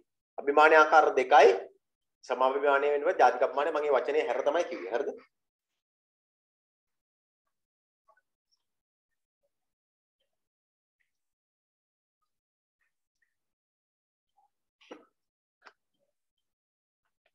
හරි. දැන් මම හිතන ඔයගොල්ලෝ එතන ඒ කිව්ව මේ සමාභිමානය ජාතික අභිමානය ඇති වෙන්නේ කොහොමද කියන එක පැහැදිලිව පොඩක් රයිස් සෙන්ඩ් කරන්න. කිව්ව කාරණාව ජාතික අභිමානය සම්මානය ඇති වෙන හේතුව පැහැදිලිව පොඩක් රයිස් සෙන්ඩ් කරන්න. ජාතික අභිමානය සමාමානය තීරුණුවයි. එතන ඒ කවියෙන් මේ ජාතික අභිමානය සමාමානය ජාතික අභිමානය සමාභිමානයත් එකතුණු බව නැත්නම් ගන්න පුළුවන් කියලා තීරිච්ච පොට රයිස් සෙන්ඩ් කරන්න කියලා කිව්වේ. ඒක කවුරු හරි. නැත්නම් නැවත මම කියනවා අපෝ. ඒක බා පේන්නේ ජාතික අභිමානය සමාභිමානය අම්බෝ. බලන්න. අපෝ මම කියන්න. දැන් මෙන්න මෙහෙම මම විස්තර කරනවා නම් දහසක් වැව්බැඳි යෝධ මිනිස් කැලක් අපේ රටේ ඉඳලා තියෙනවා. දහසක් වැව්බැඳි යෝධ මිනිස් කැලක් ඉඳලා තියෙනවා. ඉතින් එහෙම යෝධ මිනිස් කැලක් ඉඳපු රටක අපිට ජීවත් වෙන්න අපි ඉපදීම අභිමානයක් නෙවෙයිද? අභිමානයක් කියලා කියන්නේ උසස් මේ බවක්. අපිට උසස් බවක් අභිමානයක්. උසස් මැනීමනේ. අපිට ඒ කියන්නේ වෙන රටක් එක්ක සංසන්දනය කරන්න නැතුව අපි අපේ රටේ අන්න එහෙම දහසක් වැව් හදමු. දහසක් නෙමෙයි මේක. 35000ක් කියලා මම කියන්නේ ආසන වශයෙන් ගණනය කරලා ගත්තොත් 35000ක අධික වැව්වම. උදා ප්‍රමාණයක ඉඳලා 35000ක විතර තියෙන නැති කියලා හිතනවා. එතකොට එතනදී මේ දහසක් වැවදී ඕද මිනිස් කැල යලි ඉපදියදී ලක්දරේ කොහම ඉවෙනි 35000ක් විතර 35000කට ආසන්න වැවම් ප්‍රමාණයක් ඉදි කරපු ඊළඟට අපි ගත්තොත් එහෙම යෝධ මිනිස් කැලක් කියලා කිව්වම එවැනි ශක්ති සම්පන්න මිනිසුන් පිරිසක් ඉඳපු එක පිළිබඳව අපිට අභිමානයක් තියෙන අපේ රටේ. ඉච්චර හයියක් තියෙන මිනිස්සු පිරිසක්. වැව 35000 ක දෙන අපිට පුදුම අභිමානයක්. ඊට පස්සේ ඒ පිරිස ඒ පිරිස නැවත ඉපදිලා කියලා කියන්නේ මොකද්ද මේ? එච්චර ශක්ති සම්පන්න පිරිසක් තමයි දැන් වර්තමානයේ රටේ දියුණුවට දායක වෙලා ඉන්නේ. ශ්‍රමය වගුරන ශ්‍රම බල කායට එකතු වෙලා ඉන්නේ. කියන්නේ මේක අහන සහෘදයාට ඇති වෙන අනේ දෙයියනේ මමත් එවැනි පිරිසකට අයිති නේද? ඒක තමන්ගේ ශ්‍රමය පිළිබඳ එයාට අභිමානයක් ඇති කරන අවස්ථාවක් මම හිතනවා තේරෙන්න ඇති කියලා. ඊළඟට මම යන තුන්වෙනි කාරණාවට අවසාන කාරණාව මේ සම්බන්ධයෙන් කතා කරන්න තියෙන අන්තිම කාරණාව තුන්වෙනි එක කවිය තමයි දැසේ කඳුලේ පිස්දා බලන හෙට හිරු එළියට වඩින දිනේ නයන තිබෙන නිවහන් විකි කුංචි පුතා රජ කරනු පිණි. දැසේ කඳුලේ පිස්දා බලන හෙට හිරු එළියට වඩින දිනේ. දැන් ඇත්ත අපිට ප්‍රශ්නයක් තිබුණා අතීතයේ අපි ස්වයංපෝෂිත අර්ථකමයක් තිබුණා ඒක හරි. මේ කවියෙන් කියන්න හදන්නේ ව්‍යංගයෙන් කියන්න හදන්නේ අතීතයේ අපිට ස්වයංපෝෂිත අර්ථක්‍රමයක් තිබුණා. අර්ථක්‍රමයක් තුන ඔබලා දන්නවා හෝමාරු ආර්ථික හෝමාරු බාණ්ඩ හෝමාරු ක්‍රමවේදයක් තුළ ආර්ථිකය ගොඩනගාගෙන තිබුණා අපේ රටේ. බාණ්ඩ හෝමාරු ක්‍රමවේදයක් තුළ ආර්ථිකය ගොඩනගාගෙන තිබුණා අපේ රටේ. මිනිස්සු බොහොම සුඛිත මුදිතව ජීවත් වුණා. එකිනෙකා අතර බොහොම සුබද සමීපව කිසිදු ගැටලුවකින් තොරව බොහොම දියුණු මානසික යුක්තව ජීවත් වෙච්ච මිනිස් පිරිසක් හිටියා. ඔයගොල්ලෝ දන්නවා ඉතිහාසය ගැන ඔයගොල්ලෝ දන්නවා. ඉන්දියානු ආධිපත්‍ය ලංකාව රතු කරගන්න පූර්වයේ අපි මිනිස්සු බොහොම සතුටින් ජීවත් වුණා. එහෙම අභිමානවත් ලෙස ජීවත් වෙච්ච පිරිසක් අපේ රටේ හිටියා. හෝමාරු බාණ්ඩ හෝමාරු ක්‍රමවේදයක් අපේ රටේ තිබුණා. ඉතින් ඒකට මිනිස්සු එකිනෙකා අතර සුහදශීලීත්වයෙන් සුහදත්වයෙන් යුතුව තියෙන කෙනාගේ අනිත් කෙනාට නේද? තමගේ නිෂ්පාදනය කෙනෙකුට බාණ්ඩයක් සුමාරු කරගෙන ගනිමින් වෙනම ස්වයංපෝෂිත අර්ථකමක් ඊට පස්සේ රජවල් කාලේ ගත්තොත් එහෙම මහා පරාක්‍රම බහුරජ දවස නේද? මහා විජය බහුරජ දවස අපි අර්ථක්‍රමයක් ලෙස ස්වයංපෝෂිත අර්ථක්‍රමයක් දියුණු අර්ථක්‍රමයක් සහිත දියුණු රටක් ලෙස ලෝකයට ගෙන ගිය රටක් අපි. එහෙම නාමයක් ගෙන ගියේ නේද? පෙරදිග ධාන්‍යාගාර ලෙස අපි අපේ රටේ දාන්නේ පිටරට පවා ගෙනියන්න පුළුවන් ආර්ථික සුඛිතමිත ආර්ථිකයක් තිබිච්ච රටක් අපේ රට රජදරුවන් කාලේ. ඊළාට වෙනත් රටවල ආක්‍රමණය කරන තරම් ශක්ති සම්පන්න මිනිසුන් පිරුණු රටක් අපේ. පෙරදා මහා විද්‍යාභාර රජතුමා රටවල් ආක්‍රමණය කරා කියලා අපි අහලා තියෙනවා. එහෙම රටක එවැනි තත්ත්වයක් තිබුණු එවැනි ප්‍රවේශයක් නැත්නම් එවැනි සුඛිතමිත භාවයක් තිබුණු රටක යම් කිසි අවස්ථාවක යම් විදේශාධිපත්‍ය නිසා විශ්වකාරී බවක්, හිංසාකාරී බවක්, තාඩනයක්, පීඩනයක්, දුක්ඛිත භාවයක් ඇති වුණා. කනස්සලු සහගත තත්ත්වයක් ඇති වුණා. ඒක තමයි කියන්නේ දැසේ කඳුලේ පිස්දා බලන. අර ඒ කනස්සලු ස්වභාවයේ නිසා දැසේ කියන්නේ දැසේ කියලා කියන්නේ අතීතයේ මේ දැසේ කියලා කියන්නේ අතීතයේ කියන තැන ඒ අතීතයේ තිබුණු අඳුරු මතකයන් අතීත අඳුරු මතකයන් තමයි මේ දැසේ කඳුලේ කියලා මෙතන ගන්න. අතීත අඳුරු මතකයන්. ඒ අතීත අඳුරු මතකයන් දැන් මොකක් කරන්න කියනවද? ඒවා අයින් කරන්න කියලා කියනවා. එහෙම හරි අපිට ප්‍රශ්න තිබ්බා. අධිරාජ්‍යවාදීන්ගේ ආධිපත්‍යයෙන් අපි රට නතු කරගෙන ඒ නතු වීමත් එක්ක අපි මොකක් වුණාද අපේ රට ආර්ථික වශයෙන් යම්කිසි විනාශ ක්‍රමවේදයකට ආව නේද? දියුණු ආර්ථිකයක් කියන තැන වෙනුවට අපි දියුණු නැති කියන නෙවෙයි නමුත් මම කියන්නේ ආර්ථික ප්‍රවේශය ආර්ථික ඔප්සරි වෙනස් වුණා නේද? බාණ්ඩ හෝමාරු තාක්ෂණයත් එක්ක බොහොම සෝදශීලීව ජීවත් වෙච්ච මිනිස් කණ්ඩායම් අපි පරිහානියට ලක් වුණා ආර්ථික වශයෙන් පරිහානිය, සමාජීය පරිහානිය නේද? සංස්කෘතික පරිහානිය, ආගමික පරිහානිය, භාෂාමය පරිහානිය ඔක්කොම පරිහානියට ලක් වුණා. පරිහානිමේ ලක්ෂණ. ඒ පරිහානිමේ ලක්ෂණ තිබුණු අතීතයක් අපිට තිබ්බා. හැබැයි ඒ කාලය තුල ආර්ථිකය කඩා වැටුණත් අපි මේ පිළිබඳව තවදුරටත් අපිට පස්දෙමින් ඉන්න බෑ. ඒක අතීතයක්. ඊට පස්සේ පසුගිය අතීතය ගත්තොත් දැන් මේ පද්‍ය මන්ත්‍රය රස විඳින්න දැන් මේ පද්‍ය මන්ත්‍රය අපි දැන් 80 රචනා වුණා කියලා කියනවා. ඒ 80 කාල සීමාවේ අපේ ආර්ථික දියුණු වෙලා තිබෙන්නේ නැහැ. ඒ දියුණු වෙලා තිබුණ නැති කාල සීමාව ඉඳන් මේ කතා කරත් මේකම වෙයි. කාලීනයි කියලා. මේ නිර්මාණයේ රස විඳින අවස්ථාවට වෙනකොට නිර්මාණයේ රස විඳින අවස්ථාව වෙනකොට මේ අවස්ථාවෙන් පූර්ව කාල සීමාව අපිට හැම වෙලාවෙම ගන්න වෙන්නේ සංවර්ධනය නොවුණු අතීත කාලයක් විදියට. ඒකයි මේ කියන්නේ දැසේ කඳුළු. ඒ කියන්නේ අපි දැන් අපිට දැන් ඔබ මේ පද්‍ය මන්ත්‍රය තව අවුරුදු 10කින් ලංකාවේ ඉඳන් රස විඳින්නත් ඔයාට දැසේ කඳුළු පිසදා බලන්න කියන එක තමයි කියන්න වෙන්නේ. ඇයි? ඉදාට කියන්න වෙන්නේ ඊට කලින් දවසේ දක්වාම අතීතේ මොකක් වෙලාද? සංවර්ධනය වෙලා නැහැ. ඉතින් අපි මම කලිනුත් කියලා තියෙනවා මමත් ඉගෙන ගත්ත සංවර්ධනයේ පවතින රටක් කියලා. අපේ පරම්පරාවක පිට පරම්පරා ගණනාවක් කලින් ඉන්න මිනිස්සුත් ඉගෙන ගත්ත සංවර්ධනයේ පවතින රටක් කියලා. ඔබ ඉගෙන ගන්නේ ලංකාව සංවර්ධනයේ රටක් කියලා. ඉතින් මම මේ දී අපේ රටේ දැන් තියෙන තාවාදාවරණය ගත්තාම අපිට තව මං හිතන්නේ අවුරුදු 50ක් යනකම්වත් අපේ මිනිස්සු හැදෙනකම් අවුරුදු 50ක් යනකම්වත් අපිට එහෙම සංවර්ධිත රටක් කියන ප්‍රවේශයට අපිට යන්න පුළුවන් කමක් මේ ක්‍රියාවලිය. මේක වෙනස් කරගෙන වෙනස් විදිහට හිතන මිනිස්සු ටිකක් හදාගෙන යන ක්‍රමයක් ආවොත් නිසා ඇවිල්ලා සංවර්ධනය කරගත්ත නිසා අපි හිතන්නේ හිතන නිසා අපිට හැමදාම නැත්තම් කියන්නේ මොකක්ද දැසේ කඳුලේ පිස්දා බලන්නේ කීකේ තමයි ඉන්නේ. දැසේ කඳුලේ පිස්දා බලන්නේ කීකේ ඉන්න තමයි ඉන්නේ. නිසා මේ කියන්නේ ඒක දැසේ කඳුලේ පිස්දා බලන්නේ හෙට හිරුවිලේ වඩන දිනේ කියලා කරනවා. හෙට හිරුවිලේ කියලා කියන්නේ හෙට කියලා කියන්නේ අනාගතය මොකක් වෙන එකද? සංවර්ධනය. හෙට හිරු එළියට වඩන දිනේ සංවර්ධනය අරුණෙලු කියන එක. හෙට හිරුවිලේ කියන්නේ සංවර්ධනය අරුණෙලි දක්වන. හෙට හිරු එළියට වඩන දිනේ. මොකක්ද? දැසේ කඳුල. මේ අද මේ දැන් ඔයා මේ පදපතර දැන් මේ රසින්න මේ වෙලාවේ රසින්න මේ දක්වා අපි දැසේ කඳුලෙල තිබ්බ නිසානේ දැසේ කඳුලෙල්ලක්නේ අපිට තියෙන්නේ. අපිට තියෙන කනගාටුවක්. කඳුලෙල්ල කියන මේ කනගාටුවක්. ඇයි? අපේ රට සංවර්ධනය වෙලා නැහැ. දැන්වත් අපි සංවර්ධනයට යන්න ඕන. අතීතයේ විතර ඒ යම් සිදුවීම් මතක් කර අපිට සංවර්ධනයට බැන්නා සංවර්ධනයට බැන්නා කියලා සිතිල ගොඩනගා ගන්න නැතුව මේ අඩුපාඩු හදාගෙන අපිට දැන් අවස්ථාවක් තියෙනවා නැව රට සංවර්ධනය කියන දහම් පරමාර්ථ පෙරදරි කරගත්තු පිරිසක් එක්ක රට ඉස්සරහට යන්න. ඒක තමයි මේ කියන්නේ දැසේ කඳුලලි. පස්තෙන දේවල් තියෙන පුළුවන්.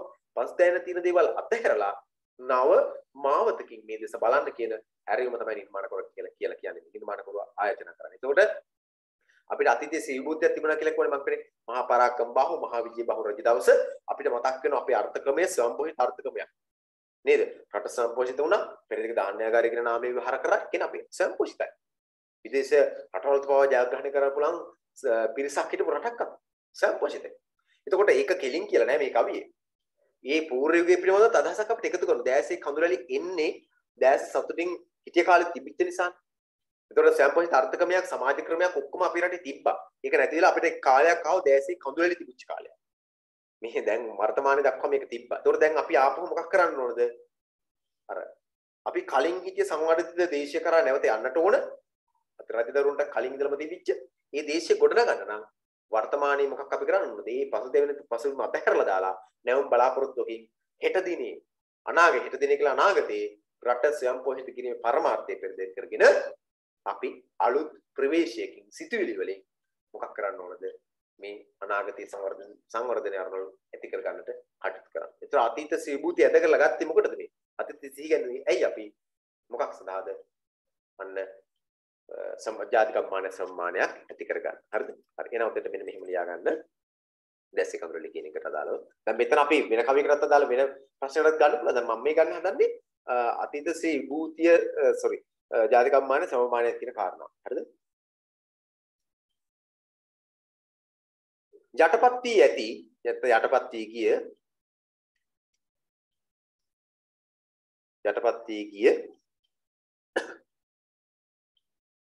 අඳුරු අතීතය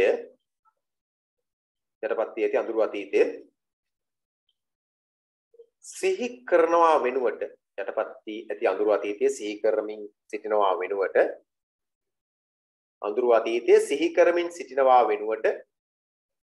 යටපත් වී ඇති අඳුරු අතීතය සිහි කරමින් සිටිනවා වෙනුවට ජාතික අභිමානයේ සිත්හි රඳවාගෙන සිහි කරමින් සිටිනවා වෙනුවට ජාතික අභිමානයේ සිත්හි උපදවාගෙන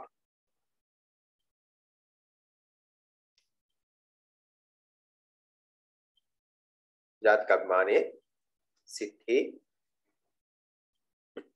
උපදවාගෙන ජාතික අභිමානයේ සිත්හි උපදවාගෙන විදේශවලට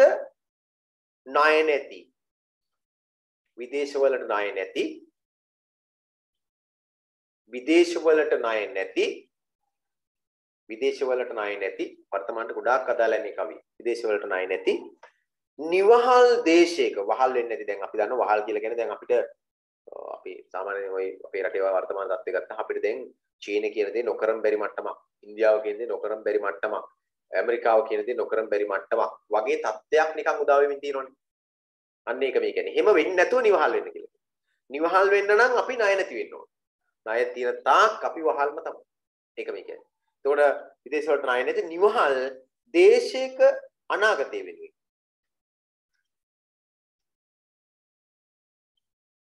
නිවහල් දේශයක අනාගතය වෙනුවෙන්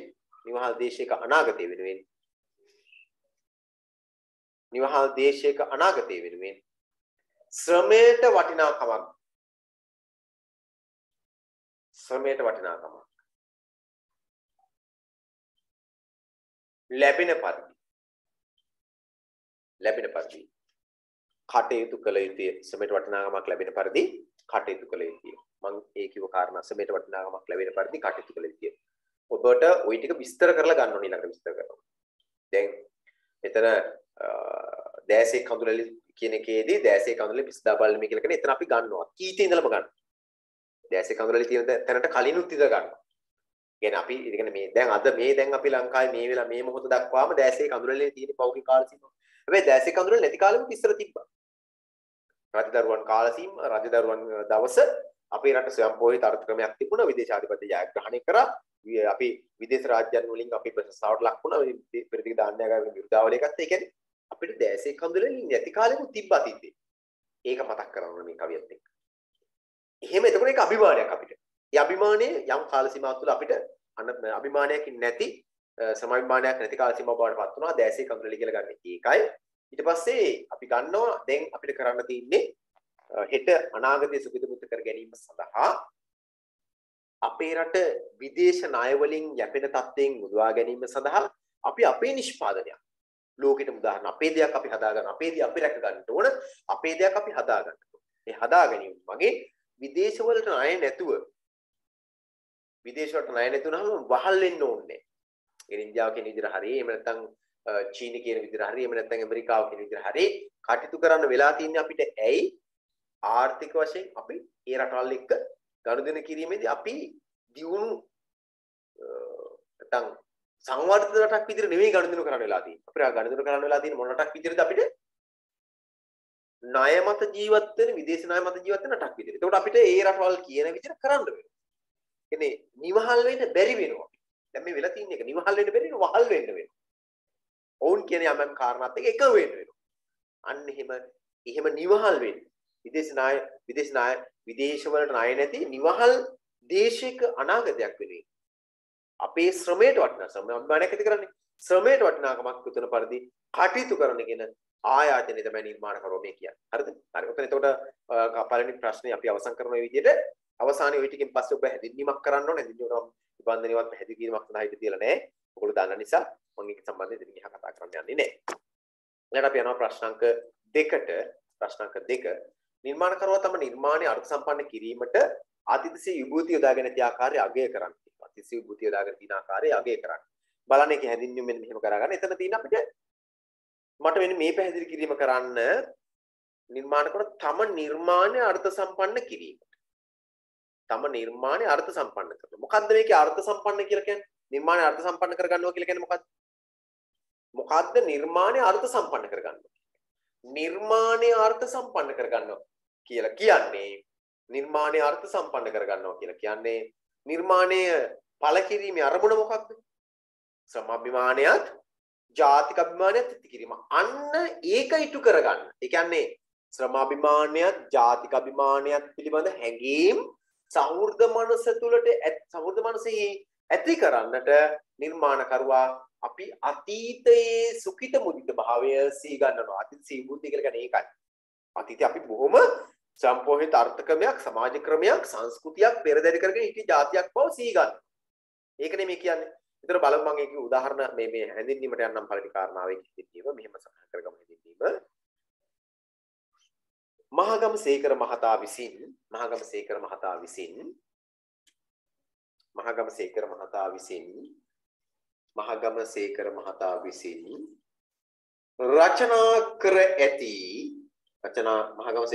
විසින් රචනා කර ඇති නැත්නම් රචනා කරනු මහගමසේකර මහතා විසින් නිර්මාණය කර ඇති ප්‍රබුද්ධ නම් කාව්‍ය සංග්‍රහයෙන් උපුටාගෙන ප්‍රබුද්ධ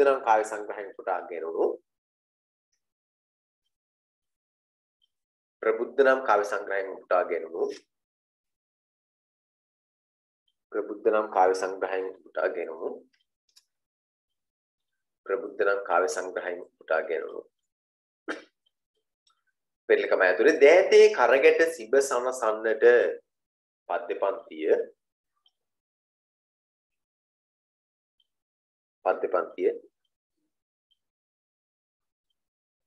මධ්‍ය පන්තිය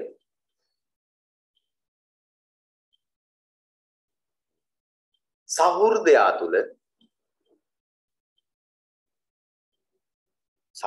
තුල මධ්‍ය පන්තිය සහෘදයා තුල ජාතික අභිමානයත් එහෙම ලියන්න මම කියන්නේ සහෘදයා තුල ජාතික අභිමානයත් ශ්‍රමාභිමානයත් ජාතික අභිමානයත් ශ්‍රමාභිමානයත්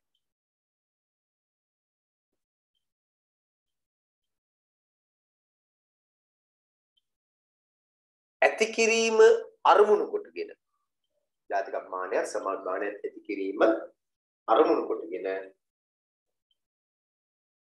රචනා කර ඇත.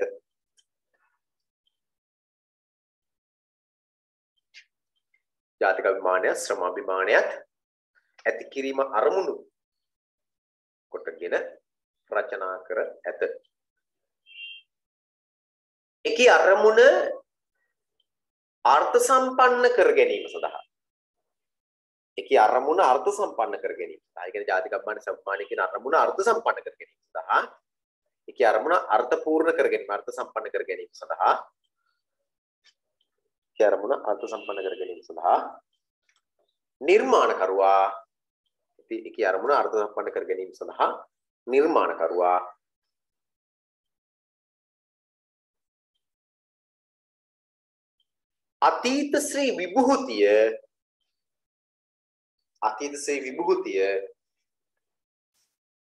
අතීත ශ්‍රී විභූතිය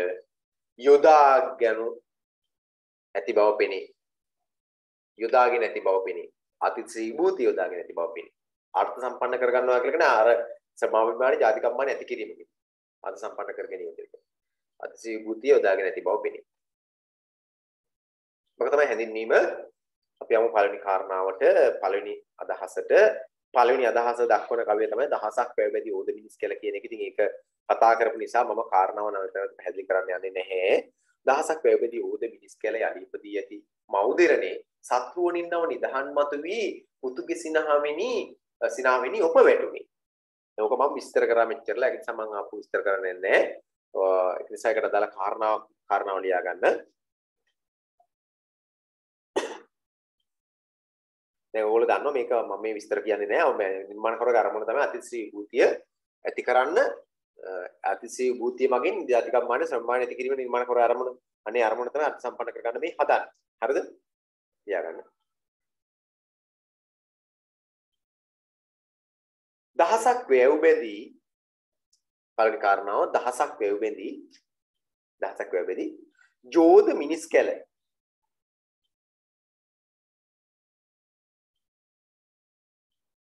දහසක් වැව් බැඳී යෝධ මිනිස් කැල මව්බිමෙහි දහසක් වැව් බැඳී යෝධ මිනිස් කැල මව්බිමෙහි දහසක් වැව් බැඳී යෝධ මිනිස් කැල මව්බිමෙහි යලි දහසක් වැව් බැඳී යෝධ මිනිස් කැල මව්බිමෙහි යලි ජන්මලාභය දහසක් වැව් බැඳී යෝධ මිනිස් කැල මව්බිමෙහි යලි ජන්මලාභය කියන්නේ උපදීම ජන්මලාභය යලි ජන්මලාභය ලබා ඇති බව සිහි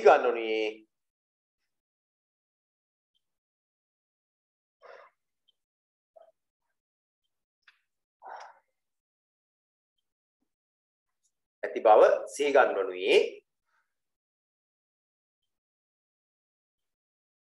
එකී අතීත ශ්‍රී විභූතිය තුලින්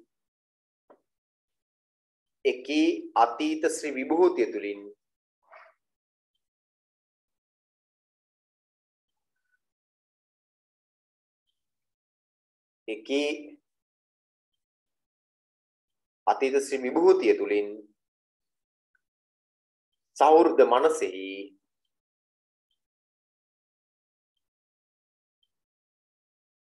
ජාතික අභිමානයත් සහෘද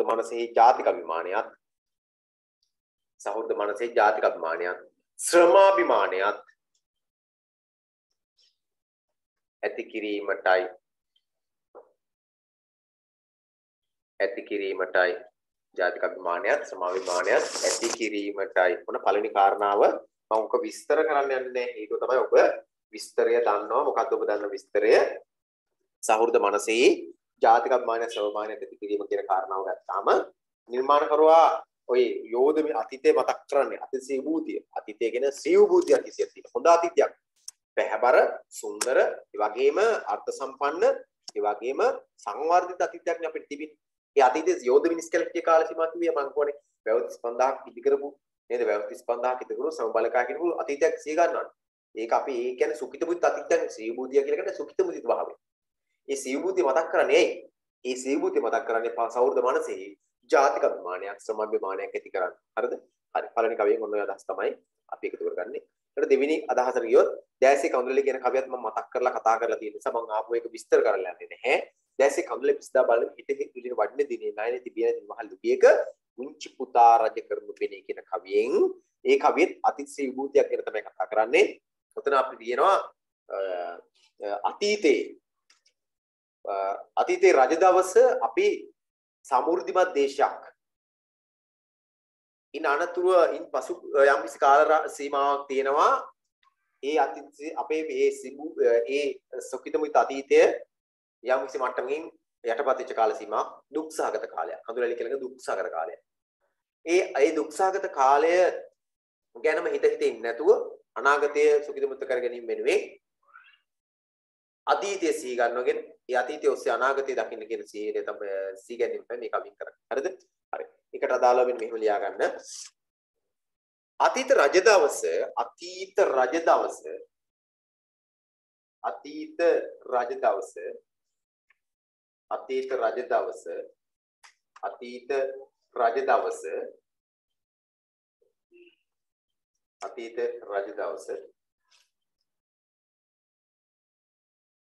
ශ්‍රී ලංකාව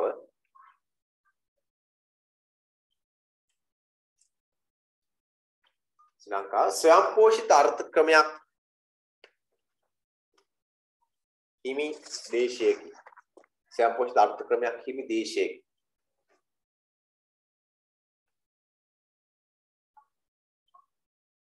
ස්වයං පෝෂිත අර්ථ ක්‍රමයක් හිමි දේශයකි.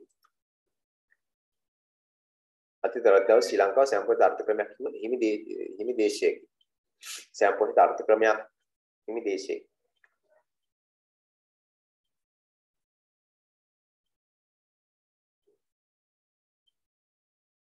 කාලයාගේ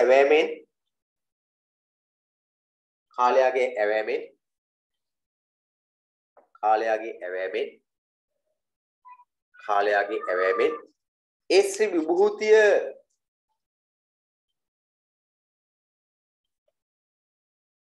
අතීත ශ්‍රී විභූතිය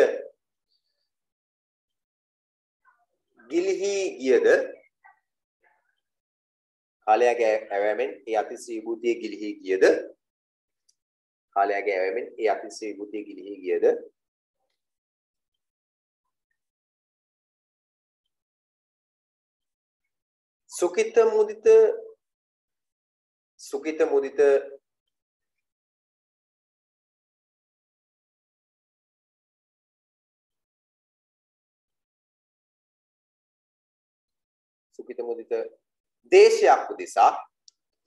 සුඛිත මුදිත දේශයක් උදෙසා නැවත කටයුතු කළ යුතු බව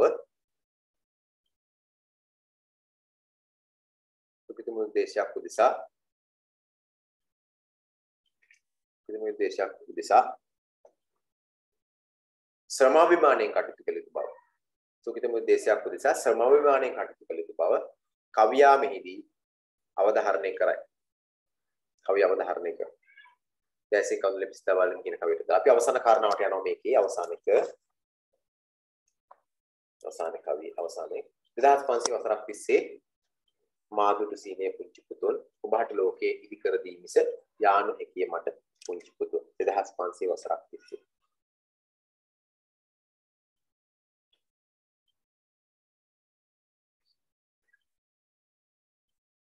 අතීත මුතුන් මිත්තන් කියලා යන අවසන කාරණාව විදිහට අතීත මුතුන් මිත්තන්ගේ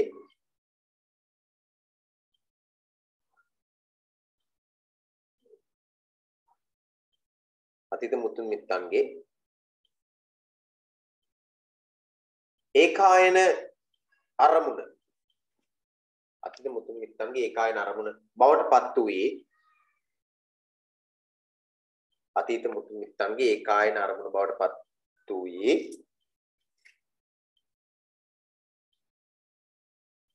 අනාගත පරපුරේ අභිවෘද්ධියයි.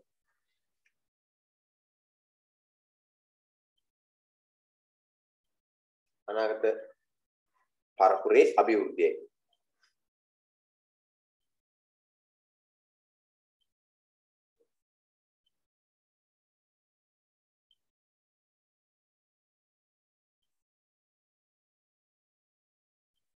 පරපුරෙන් පරපුරට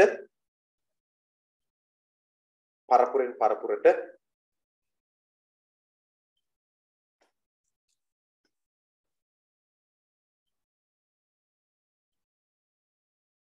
පරපුරෙන් පරපුරට රැගෙන විත් ඇති පරපුරෙන් පරපුරට රැගෙන විත් ඇති පරපුරෙන් පරපුරට රැගෙන විත් ඇති පරපුරෙන් පරපුරට රැගෙන විත් ඇති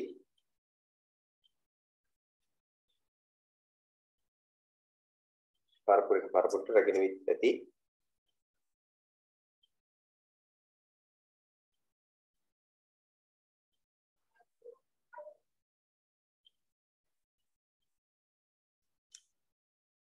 එකී අතීත ශ්‍රී විභූතිය පරපුරෙන් පරපුර රැගෙන විත් ඇති එකී අතීත ශ්‍රී විභූතිය පරපුරෙන් පරපුර රැගෙන විත් ඇති එකී අතීත ශ්‍රී විභූතිය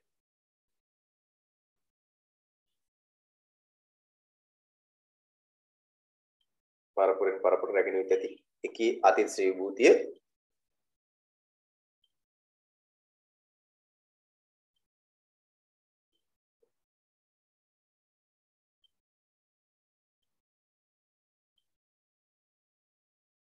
පරපුරෙන් පරපුර රැගෙන විත් ඇති එකී අතීත ශ්‍රී විභූතිය ජයග්‍රාහී අරමුණක් වෙනුවෙන්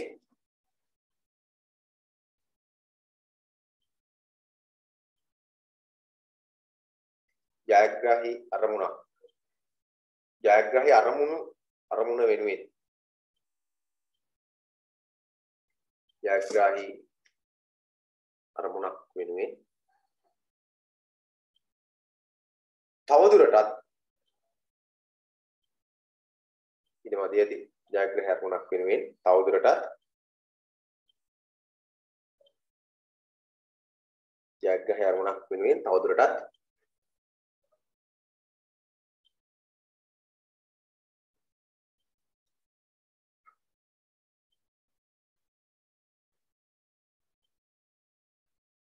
ජයග්‍රාහී අරමුණක් වෙනුවෙන් තවදුරටත් සිත්හි රඳවාගෙන කටයුතු කළ යුතු බව සිත්හි රඳවාගෙන කටයුතු කළ යුතු බව සිත්හි රඳවාගෙන කටයුතු කළ යුතු බව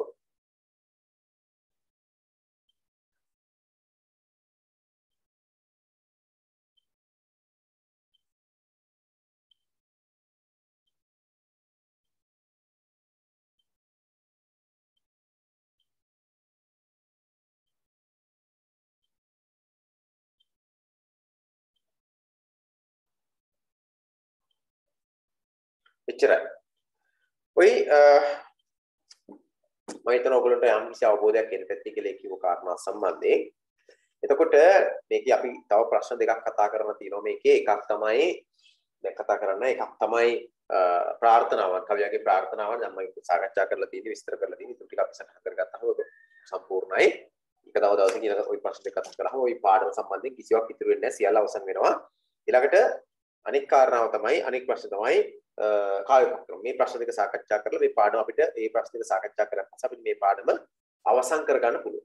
අවසන් කරන්න පුළුවන්. එතකොට අපිට තියෙන්නේ ආපහු 16 වෙනි පාඩමට අපි අවධානය යොමු කරන්න. 16 වෙනි පාඩමට 16 වෙනි පාඩමේ අපේ 16 වෙනි පාඩමේ වස්සානේ පාඩමේ විචාර ටික අපිට ඉතිරලා තියෙනවා. විචාර ටික අපි සාකච්ඡා කරගන්න තියෙනවා. හරිද? හරි. ඒකත් මම විස්තර කිරීමක් අපි කරා කලින් දවසේ. විචාර ටික පොඩ්ඩක් සාකච්ඡා කරගත්තාම මේකට අපිට ප්‍රවේශයක් ගන්න පුළුවන්. ඊළඟට මම අද සාමාන්‍ය පන්තිදී කතා කර තව කොටසක් තියෙනවා. ඒ තමයි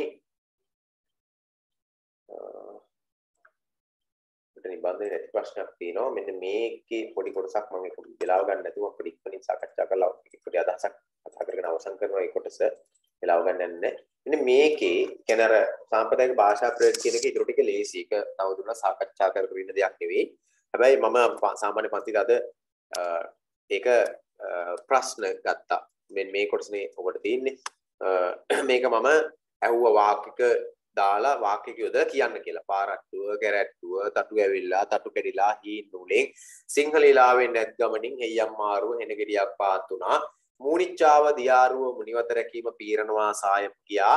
මූනි දැලි ගන්නවා, මඩ ගහනවා, පොරකටු කැඩිලා, බඩට ගහනවා, කෙනෙහිලේ කඩමුඩියේ කියන මෙන්න මේ සාම්ප්‍රදායික යෙදුම් නැත්නම් ඉඟිවැකි 20 අපි අද කතා කරා. ඒක නිසා ඒ 20 ඔබ පොඩක් බලන්න. මේකේ උත්තර හරි ලේසි. මොකද පෙළ එක පෙළට සකසලා තියෙනවා 1 2 3 4 මේ පිළිවෙලටමයි තියෙන්නේ. ඒ නිසා මේකේ ආය අංක යොදන්න ලේසි අමාරු එහෙම කතාවක් නෑ. මේකේ අභ්‍යාසයක් විතර ඔබ කළ යුත්තේ ඔබේ අවධානය යොමු කරන්න ඕන මොකක්ද? ඒ තමයි මේකෙදි මතක තියාගන්න මේ වචන ඔබට පුළුවන් වෙන්නට ඕන වෙනත් අවස්ථාවක භාවිත කරන්න. පාරට්ටුව. අපි දන්නවනේ ඔය පාරට්ටුව. අපි දන්න ඔයාගේ පාරට්ටුව.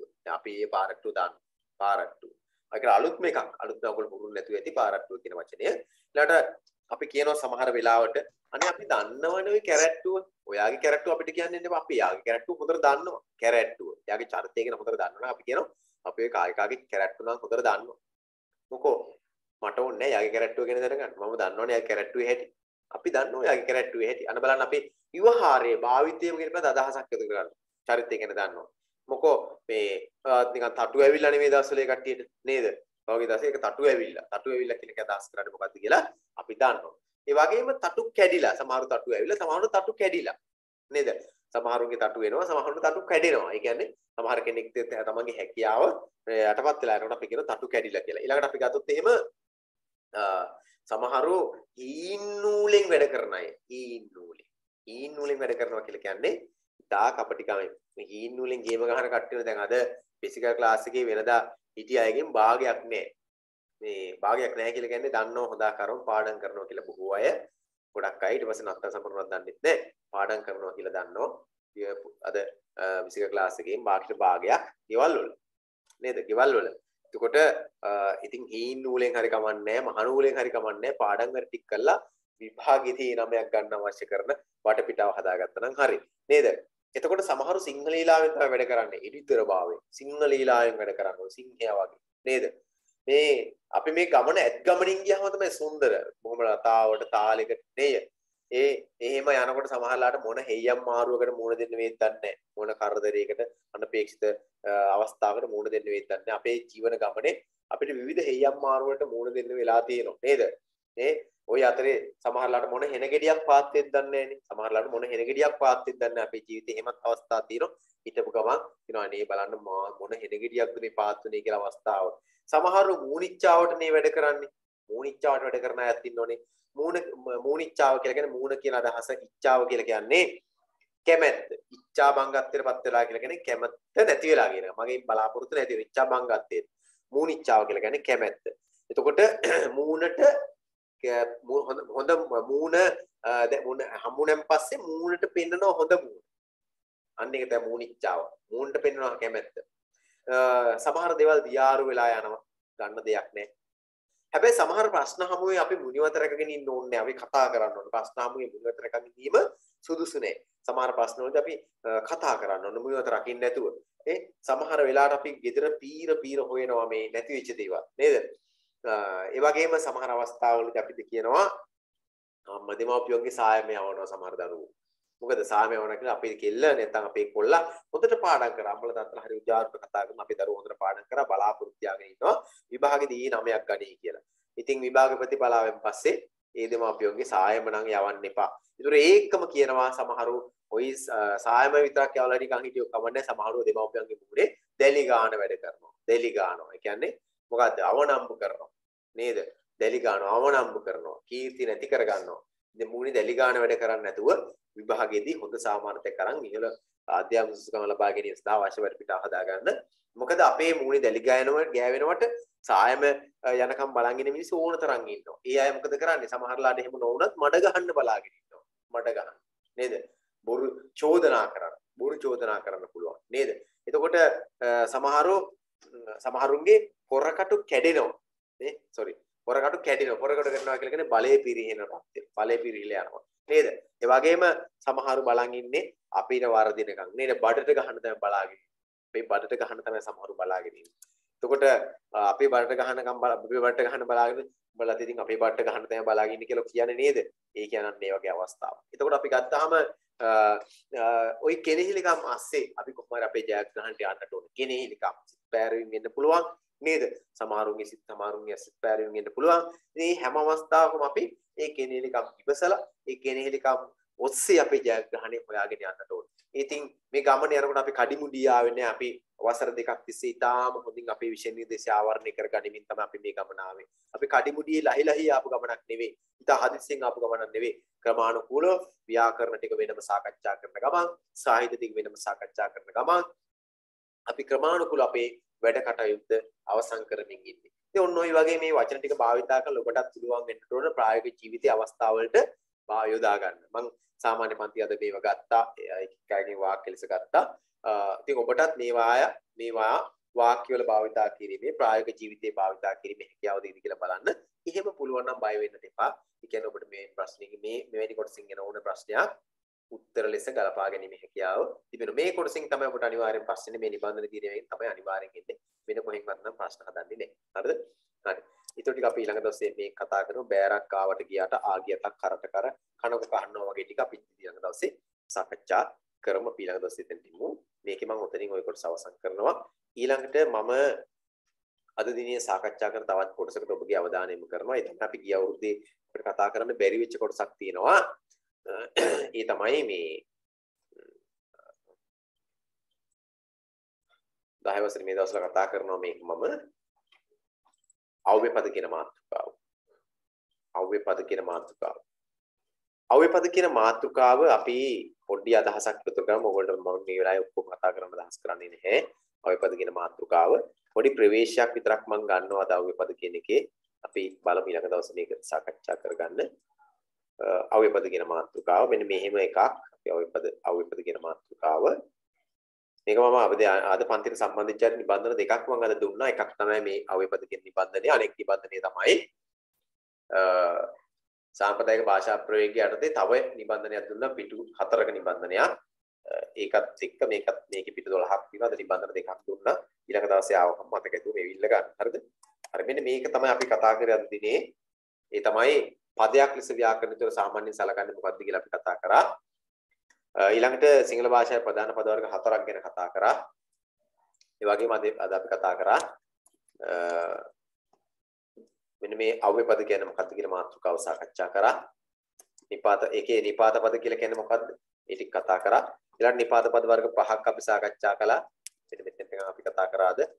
ඒ වගේම මේකේ අපි අද සාකච්ඡා කළා නිපාත පද 38ක් මේකේ තියෙනවා කතා කරන්න. මේකේ මම කතා කරන්නේ මම පොඩ්ඩක් පැහැදිලි කරලා කියන්නම් ඔයගොල්ලන්ට. මේක ඊට අමතරව මම කතා කරා නිපාත පද මෙන්න මේ නිපාත පද අව්‍ය පද ලෙස හැඳින්වීම කළ හැකිද කියන එක කතා කරා.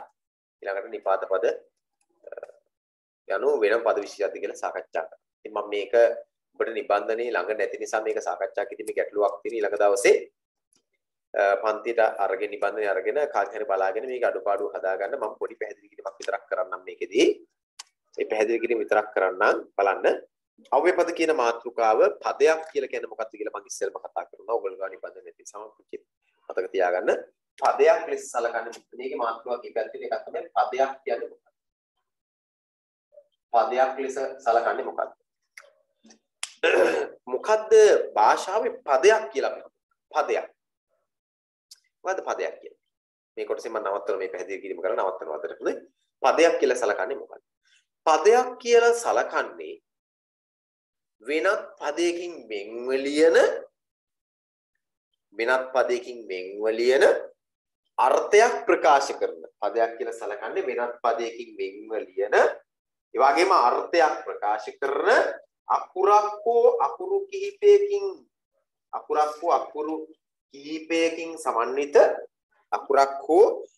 කිහිපයකින් සමන්විත සංයුතියකට තමයි පදයක් කියලා කියන්නේ. ආපෝ කියන්නේ මොකද්ද පදයක් කියලා කියන්නේ?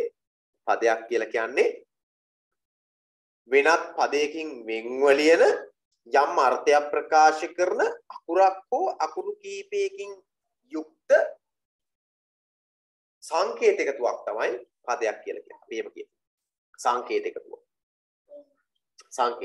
ආපෝ කියන්නම් මෙන්න මේ ලක්ෂණ පදයක් තියෙන්න ඕන. වෙන අනෙක් පද වලින් වෙන්ව ලියන්නට පුළුවන් වෙන්න ඕන. යම් කිසි අර්ථයක් ප්‍රකාශ කරන්නට ඕන. අකුරක් හෝ අකුරු කිහිපයකින් සමන්විත එකක් වෙන්නට ඕන පදයක් කියලා කියනවා. මාපෝ කියන්නම් පදයක් කියලා කියන්නේ මොකක්ද? වෙනත් පද වලින් වෙන්ව ලියන්න පුළුවන්. වෙනත් පදයකින් වෙන්ව ලියන්න පුළුවන් යම් කිසි අර්ථයක් ප්‍රකාශ කරන අකුරක්. මේ ටියුට් එක මේ නිබන්ධනයේ ඔබට ලැබිලා නැහැ. නිබන්ධනය මම අද ෆිසිකල් ක්ලාස් එකේදී දුන්නා. මේක අව්‍යපදකින් නිබන්ධනය. ඔබ ගාව මේ නිබන්ධනේ නැහැ. ඒක නිසා හොයන්න එපා මහන්සි වෙලා. කවුරුවත් තේරුමක් නැහැ නිබන්ධනේ ඔබ ගාව නැහැ. මම මේ පැහැදිලි කිරීම කරන්නේ අද පන්තිදී කතා කරන නිසා ඔබට ඊළඟ දවසේ මේක ඒ සටහන පොඩි සටහන් කරගන්න පුළුවන් වෙන තමයි මේ පැහැදිලි කරන්න. මම කෙටියෙන් ඒ සටහන කරේ. මෙන්න මේ නිබන්ධනේ මමයි කියන්නම්. මෙන්න මේ නිබන්ධනේ ඔබ ගාව නැහැ මේ නිබන්ධනේ. එහෙම කියන්න බෑ ඉස්සෙල්ලා. මේ නිබන්ධනේ ඔබ ගාව නැහැ. හරිද? අව්‍යපද කියන මේ නිබන්ධනේ 10 වසරට දාලා නිබන්ධනයක්. මේ නිබන්ධනේ ඔබ ගාව නැහැ. මේක කතා කරන්නේ අපි ගිය අවුරුද්දේ.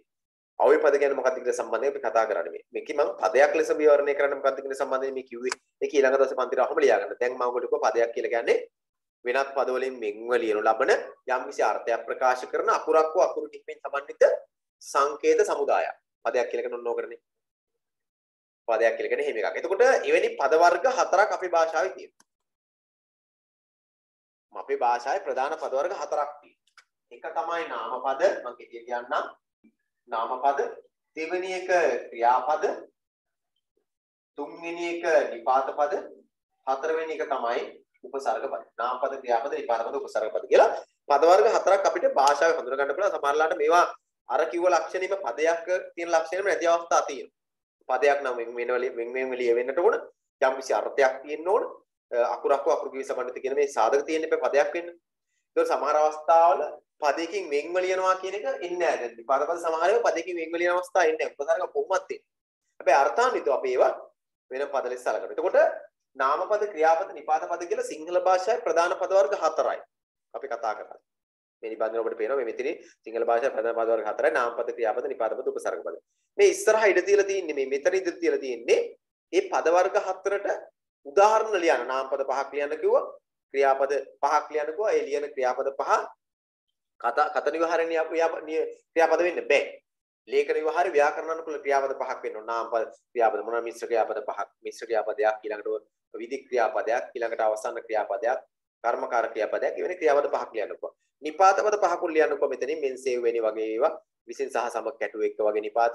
ඒ වගේම අද හෙට ඊ විධි පසු පැසු වගේ ඒ මොන හරි නිපාත පද පහක් ලියන්නකෝ. ඒ වගේට ඒ වගේම මෙතනින් ලියන්නකෝ මෙන්න මේ පේලිය ලියන්න කිව්වා උපසර්ග පහක්. උපසර්ග පහක් අති අපි ආප ප්‍ර පර පි සූනි දුර් නිෂ් ඔය වගේ උපසර්ග පහක් ලියන්නකෝ උදාහරණ ලෙස. ඒක තමයි ওই ටික අපි කතා කරේ. එතකොට සිංහල භාෂාවේ ප්‍රධාන පද වර්ග හතරක් තිබෙනවා කතා කරා. ඊළඟට සිංහල භාෂාවේ තියෙන ප්‍රධාන පද වර්ග හතර නැවත ප්‍රධාන කොටස් හතරකට වර්ග දෙකකට වර්ග කරන්න පුළුවන්. මේ තියෙන එකක්. මේ තියෙන්නේ නාමපද මෙතන ලියවෙන්නට ඕන නාම මේ පද වර්ග හතර නැවත ප්‍රධාන දෙකකට වර්ග කරනවා කොහොනේ. මේ තියෙන එකක් මේ පළවෙනි එකේ ලියවෙන්න ඕන නාමපද සහ ක්‍රියාපද. මෙන්න මේ මෙතන එක නාමපද මෙතන නාමපද මෙතන ක්‍රියාපද කියලා ලියවෙන්න ඕන. හරිද? මම මේ සටහන මෙතන බෝඩ් එකේ ඔයගොල්ලෝ පොඩ්ඩක් පැහැදිලි කරන්නම්. ඒ පද වර්ග හතර අපි මෙහෙම වර්ග කරනවා. මෙතන මම එකක් කියලා දෙනවා වර්ග දෙන්න සටහනට අනුව. මෙතන දෙකක් කියලා. හරිද? එතකොට මෙන්න මෙහෙම සටහන මම හදනවා. එක නැවත එක දෙක අපෝ මෙතන එක දෙක. ඔන්න ඔය දෙක ලියවෙන්න ඕන. එක දෙක කියන නිබන්ධනේ ටික ලියවෙන්න ඕන කියලා. දැන් මේ නාමපද සහ මේ නාමපද ක්‍රියාපද කියන එකයි නිපාත පද උපසර්ග පද කියන එක දෙකකට බෙදලා එකක් මේක තමයි මේකට අපි කියනවා කො ව්‍ය පද ව්‍ය පද කියලා. මේකට අපි කියනවා අව්‍ය පද කියලා. අව්‍ය පද. ඊළඟට ඉතින් ඉස්සරහ තව ඉඳ තියලා තියෙනවා වේපද කියලා කියන්නේ මොනවද අවේපද කියලා කියන්නේ මොනවද කියලා. වේපද කියලා අපි කතා කරේ වෙනස් වන පද. එතන මෙතන වේපද කියලා ලියන්න කිව්වා. මෙන්න මෙතන ලියනකෝ අවේපද කියලා. එතකොට වේපදයක් කියලා කිව්වේ වෙනස් වන පද. වේපදයක් කියලා කිව්වේ වෙනස් වන පද. ඔබ දන්නවා නාමපද ක්‍රියාපද වෙනස් වෙනවා. එහෙම නැත්නම් වෙනස් වන එහෙම නැත්නම් වර නැගෙන පද. වෙනස් වන ඒවත් වර නැගෙන ව්‍යාකරණානුකූල වචනේ තමයි වර නැගෙන පද. වේපද කියලා කියන්නේ වෙනස් වෙන පද නැත්නම් වර නැගෙන පද. වර්ණ ගන්න පුළුවන් වෙන්නේ. එතකොට වර්ණ ගන්නවා කියලා කියන්නේ ඒක වචන බහුව වචන වෙන්න පුළුවන්. උක්ත අනුක්ත වෙන්න පුළුවන්. නිපාත පද ක්‍රියාපද එහෙම වර්ණ ගන්නවනේ. නිපාත පද වල ක්‍රියාපද වල තියෙන ලක්ෂණය තමයි වචන ભેදය තියෙනවා. පුරුෂ ભેදය තියෙනවා. නිශ්චිතව. වචන ભેදේ පුරුෂ ભેදේ. ඊට අමතරව සමහර නාම පද වල ක්‍රියාපද නාම පද සමහර වෙලාවට නාම පද වල සමහර වෙලාවට නාම පද වල ලිංග ભેදේ තියෙනවා. ක්‍රියාපද වල ලිංග ભેදේ සමහර වෙලාවට තියෙනවා. ඊළාට උක්ත අනුක්ත ભેදේ නාම පද වල දක්වන්න. අන්න එහෙම වර්ණ ගන්න පුළුවන්. ඒකට තමයි කියන්නේ වර්ණ කියන පද. මේ පදේවත් වර්ණ වෙනස් වෙන එහෙම නැත්නම් වර්ණ කියන පද. අව්‍ය පද කියලා වෙනස් නොවන නැත්නම් වර නොනගෙන පද. ඔක මම ලියන්න දුන්නා ඔයගොල්ලෝ ලියාගන්න ළඟ දැස් ඇවිල්ලා. වර නොනගෙන නැත්නම් වර නොනගෙන එහෙම නැත්නම් වෙනස් නොවන පද තමයි අව්‍ය පද කියලා. වර නොනගෙන නැත්නම් වෙනස් වෙනස් නොවන ඒවත් වර නොනගෙන පද තමයි අව්‍ය පද කියන්නේ. නිපාත පද උපසර්ග පද වර්ණ ගන්න බෑ. වෙනස් වෙන්නේ නැහැ. වර්ණ ගන්න බෑ. හරිද? වර්ණ ගන්න බෑ. ඒතොර ඒකත් අපි කතා කරා මේ සතහන අපි හදාගත්තා. ඔයගොල්ලෝගේ නිබන්ධනේ ඔන්න මෙන්න මෙතන. නිබන්ධනේ මේ මෙතන ඉඳ තියලා තියෙන ඔන්න ඕකට. ඒතොර එක මේ 1 2 කියන තැන පළවෙනි 1 2 නාමපද ක්‍රියාපද කියලා ලියවෙන්න ඕන. එතන ඉස්සරහා මේ කොටුව ඇතුලේ ලියවෙන්න ඕන වේපද වේ කියලා ලියනකොට යාංශය යාන දෙකම ලියවෙන්න ඕන. එතන ඉස්සරහින් ලියවෙන්න ඕන. මෙතනින් ලියවෙන්න ඕන. වර වෙනස් වන හේවත් වර නැගින පද කියලා. මෙතන ලියවෙන්න ඕන. මේ highlight කරලා තියෙන තැන ලියවෙන්න ඕන. වෙනස් වන හේවත් වර නැගින පද. ඊළඟට මේ අංක දෙක මෙන්න මෙතන ලියවෙන්නට ඕන. මේකේ ලියවෙන්නට ඕන ළඟ දස්සේ ලියනකොට ලියන්න. නිපාත පද සහ උපසර්ග පද. ඒවා මෙතන ඉලක්ක කොටුව ඇතුලේ ලියවෙන්න ඕන අව්‍ය පද කියලා. අව්‍ය පද කියලා. එතන ඉස්සරහින් ලියවෙන්නට ඕන වර නොනගෙන හේවත් වෙනස් වර වෙනස් නොවන හේවත් වර නොනගෙන පද කියලා. වෙනස් නොවන. දැන් මේ මොන නිබන්ධනයද කියලා තාම අහන්න. ඔබ නිබන්ධනය තාම දුන්නේ නැහැ. නිබන්ධනය දීලා නැහැ ඔයගොල්ලෝ. මේ නිබන්ධනය ඔබට අද සාමාන්‍ය පන්ති දුන්නා. ඊළඟ දවසේ ආව පන්තිරේ ණයට මේ නිබන්ධනය දෙනවා. අනිත් අයට මම මගෙන් ඉල්ල ගන්න. මම සාමාන්‍ය පන්තිරේ සහභාගී වෙන්න ඕන. ඔන්ලයින් විතරක් ඉන්න බලාපොරොත්තු තියෙනවා. ඉල්ල ගන්න මේක. ඒතොර එයාට ගන්න පුළුවන්. හරිද? ඔන්න ওই ටික අපි කතා කරාද මේ දක්වා. එතකොට ඒක විස්තර කරලා ඊට පස්සේ අව්‍ය පද කියන්නේ මොනවද? මේ ආදී දේශත් ඉතුරු ටිකත් අපි සාකච්ඡා කරා. මේකේ නිපාත පද කියන කොටස අපි නිපාත පද දක්වාම සාකච්ඡා කිරීමක් කරා. හරිද? ඊළඟ දවසේ එනකොට ඒක සම්පූර්ණ කරලා තියාගෙන අඩුපාඩුවක් තිබුණොත් ඊළඟ දවසේ ඔයගොල්ලන්ට ඒක සාකච්ඡා කරගන්න පුළුවන්. හරිද? හරි. එතකොට මම ওই ඔයගොල්ලොත් එක්ක මේ කතා කර කොටසේ අව්‍ය පද කියන මාතෘකාව සාරාංශගත මාතෘකාවක් විදිහට මම මේක කතා කරන්නේ සම්පූර්ණ තීරයක් කතා කරනවා මේ නිබන්ධනය. මොකද මේක දැන් අපි කලින් ඉගෙන ගන්න තිච්ච කොටසක්. ඒක මගේ හැරිච් එකක් අපි මේ සාකච්ඡා කරමින් යන්නේ මේ කොටස. ඒතකොට මේක අපි භාවිතා කරන්නට ඕන අපිට අවශ්‍ය කරනවා මේ කොටස මොකක් සඳහාද?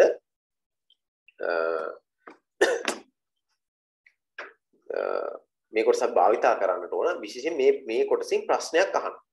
ප්‍රශ්න දෙකක් අහන්න දෙන කොටසේ ඒ තමයි නිපාත පද ගැන අහන උපසර්ග පද ගැන ඔයගොල්ලෝ හැමදාම පේපර් එකක් දැක්කම ওই ප්‍රශ්න දෙක තියෙනවා. අන්න ඒකට දාලා පොඩි තියරි කොටසක් එක කොටසක් තමයි මෙතනදී අපි සාකච්ඡා කරන්නේ. ඒක තමයි මෙතනදී අපි අවධානය යොමු කරන්නේ. හරිද? හරි. එතකොට මම අද සාමාන්‍ය පන්ති කතා කරන ඔය කොටස් ටික මම අද මේ පැය දෙකම පන්ති කරන්න බෑ. අද මට පොඩි ප්‍රශ්නයක් තියෙනවා. මේ තමයි කාලය වෙනකොට පොඩි වැඩක් තියෙන කරගන්න. ඒක නිසා මම දැනට අදට පන්ති නවත්තනවා. සාමාන්‍ය පන්ති toy ටික විතරයි කරේ. ඊට වඩා අමතර කරේ නෑ. අපි සටහනකට ඔයගොල්ලෝ ලියාගත්තා. හරි. මම කියන්නේ සාමාන්‍ය පන්තියේ ණයට අපි අදට පන්ති අවසන් කරනවා මේ වෙලාවේ මේ විදිහට. අපි ඊළඟ දවස් තා පොඩ්ඩක් වැඩි වෙලාව අරගෙන ඉතුරු ටික කතා කරමු. මොනවත් ගැටලුවක් නැහැ කියලා හිතනවා. 15 වෙනි පාඩම අපිට ප්‍රශ්න දෙකක් අපිට තව සාකච්ඡා කරාම 15 වෙනි පාඩම අපිට අවසන් කරගන්න පුළුවන්. එතකොට ඊළඟට සඳුදාට ෆිසිකල් ක්ලාස් එකේ ඔයගොල්ලෝගේ ප්‍රශ්න පත්‍රය තියෙනවා. අපි ඒක ආවට යට කරන එකක් නෙවෙයි. ඒක මේවර අපි ඊටාම අපි වෙනදා අපි කොහොමද සිප්සෙන් කියන ආයතනයේ අපි එවැනි රටාවක් අපි ගාව තියෙනවා. ප්‍රශ්න පත්‍ර ලියවලා පිළිතුරු බලලා එහෙම ක්‍රියාවලියක් තියෙනවා. අපි මේකත් එහෙම ඔබට ලකුණු දීලා ඔබට මම හිතන්නේ හැම දෙයකම දැන් මේ වෙලාවේ සියලු දේවල් වලට වඩා වටින්නේ ප්‍රශ්න පත්‍රයකට පිළිතුරු ලියලා ඒක හරි වැරදි බලා ගන්න එක. ඒක නිසා මොන සඳට ඔබට තියෙනවා විභාගයක්. ඒ විභාගෙ පුළුවන් හැම කෙනෙක්ම පන්තිට එන්න පුළුවන් ඇවිල්ලා ලියන්න හැම කෙනෙක්ම ඇවිල්ලා ලියන්න. ඒක අපි ලකුණු දීලා සෙන්සුරාදා ඒ කියන සාකච්ඡාව පොඩි සාකච්ඡාවක් කරලා ඔබට විභාගෙට පූරේ. මේ ප්‍රශ්න පත්‍රය තුන්වෙනි වාරයෙන් සම්මස්ත විෂය නිර්දේශයේ ආවරණ වාසිය සලකලා තියෙන විභාගයක්. ඒ නිසා ඔබ පොදුවේ සාමාන්‍ය විභාග ආකෘතියෙන් යුක්ත ප්‍රශ්න පත්‍රයක් ලැබෙන්නේ. හැම අනෙක් විෂයන් වලත් එහෙමයි. ඒ නිසා සූදානම් වෙලා සොන්දට එන්න පන්තියට ඇවිල්ලා විභාග ලියමු. එහෙනම් අදට හැම කෙනෙකුටම සුබ රාත්‍රියක් වෙන්න කියලා ප්‍රාර්ථනා කළා. අද පන්ති අවසන් කරනවා. ආයුබෝවන් හැම කෙනෙක්ටම.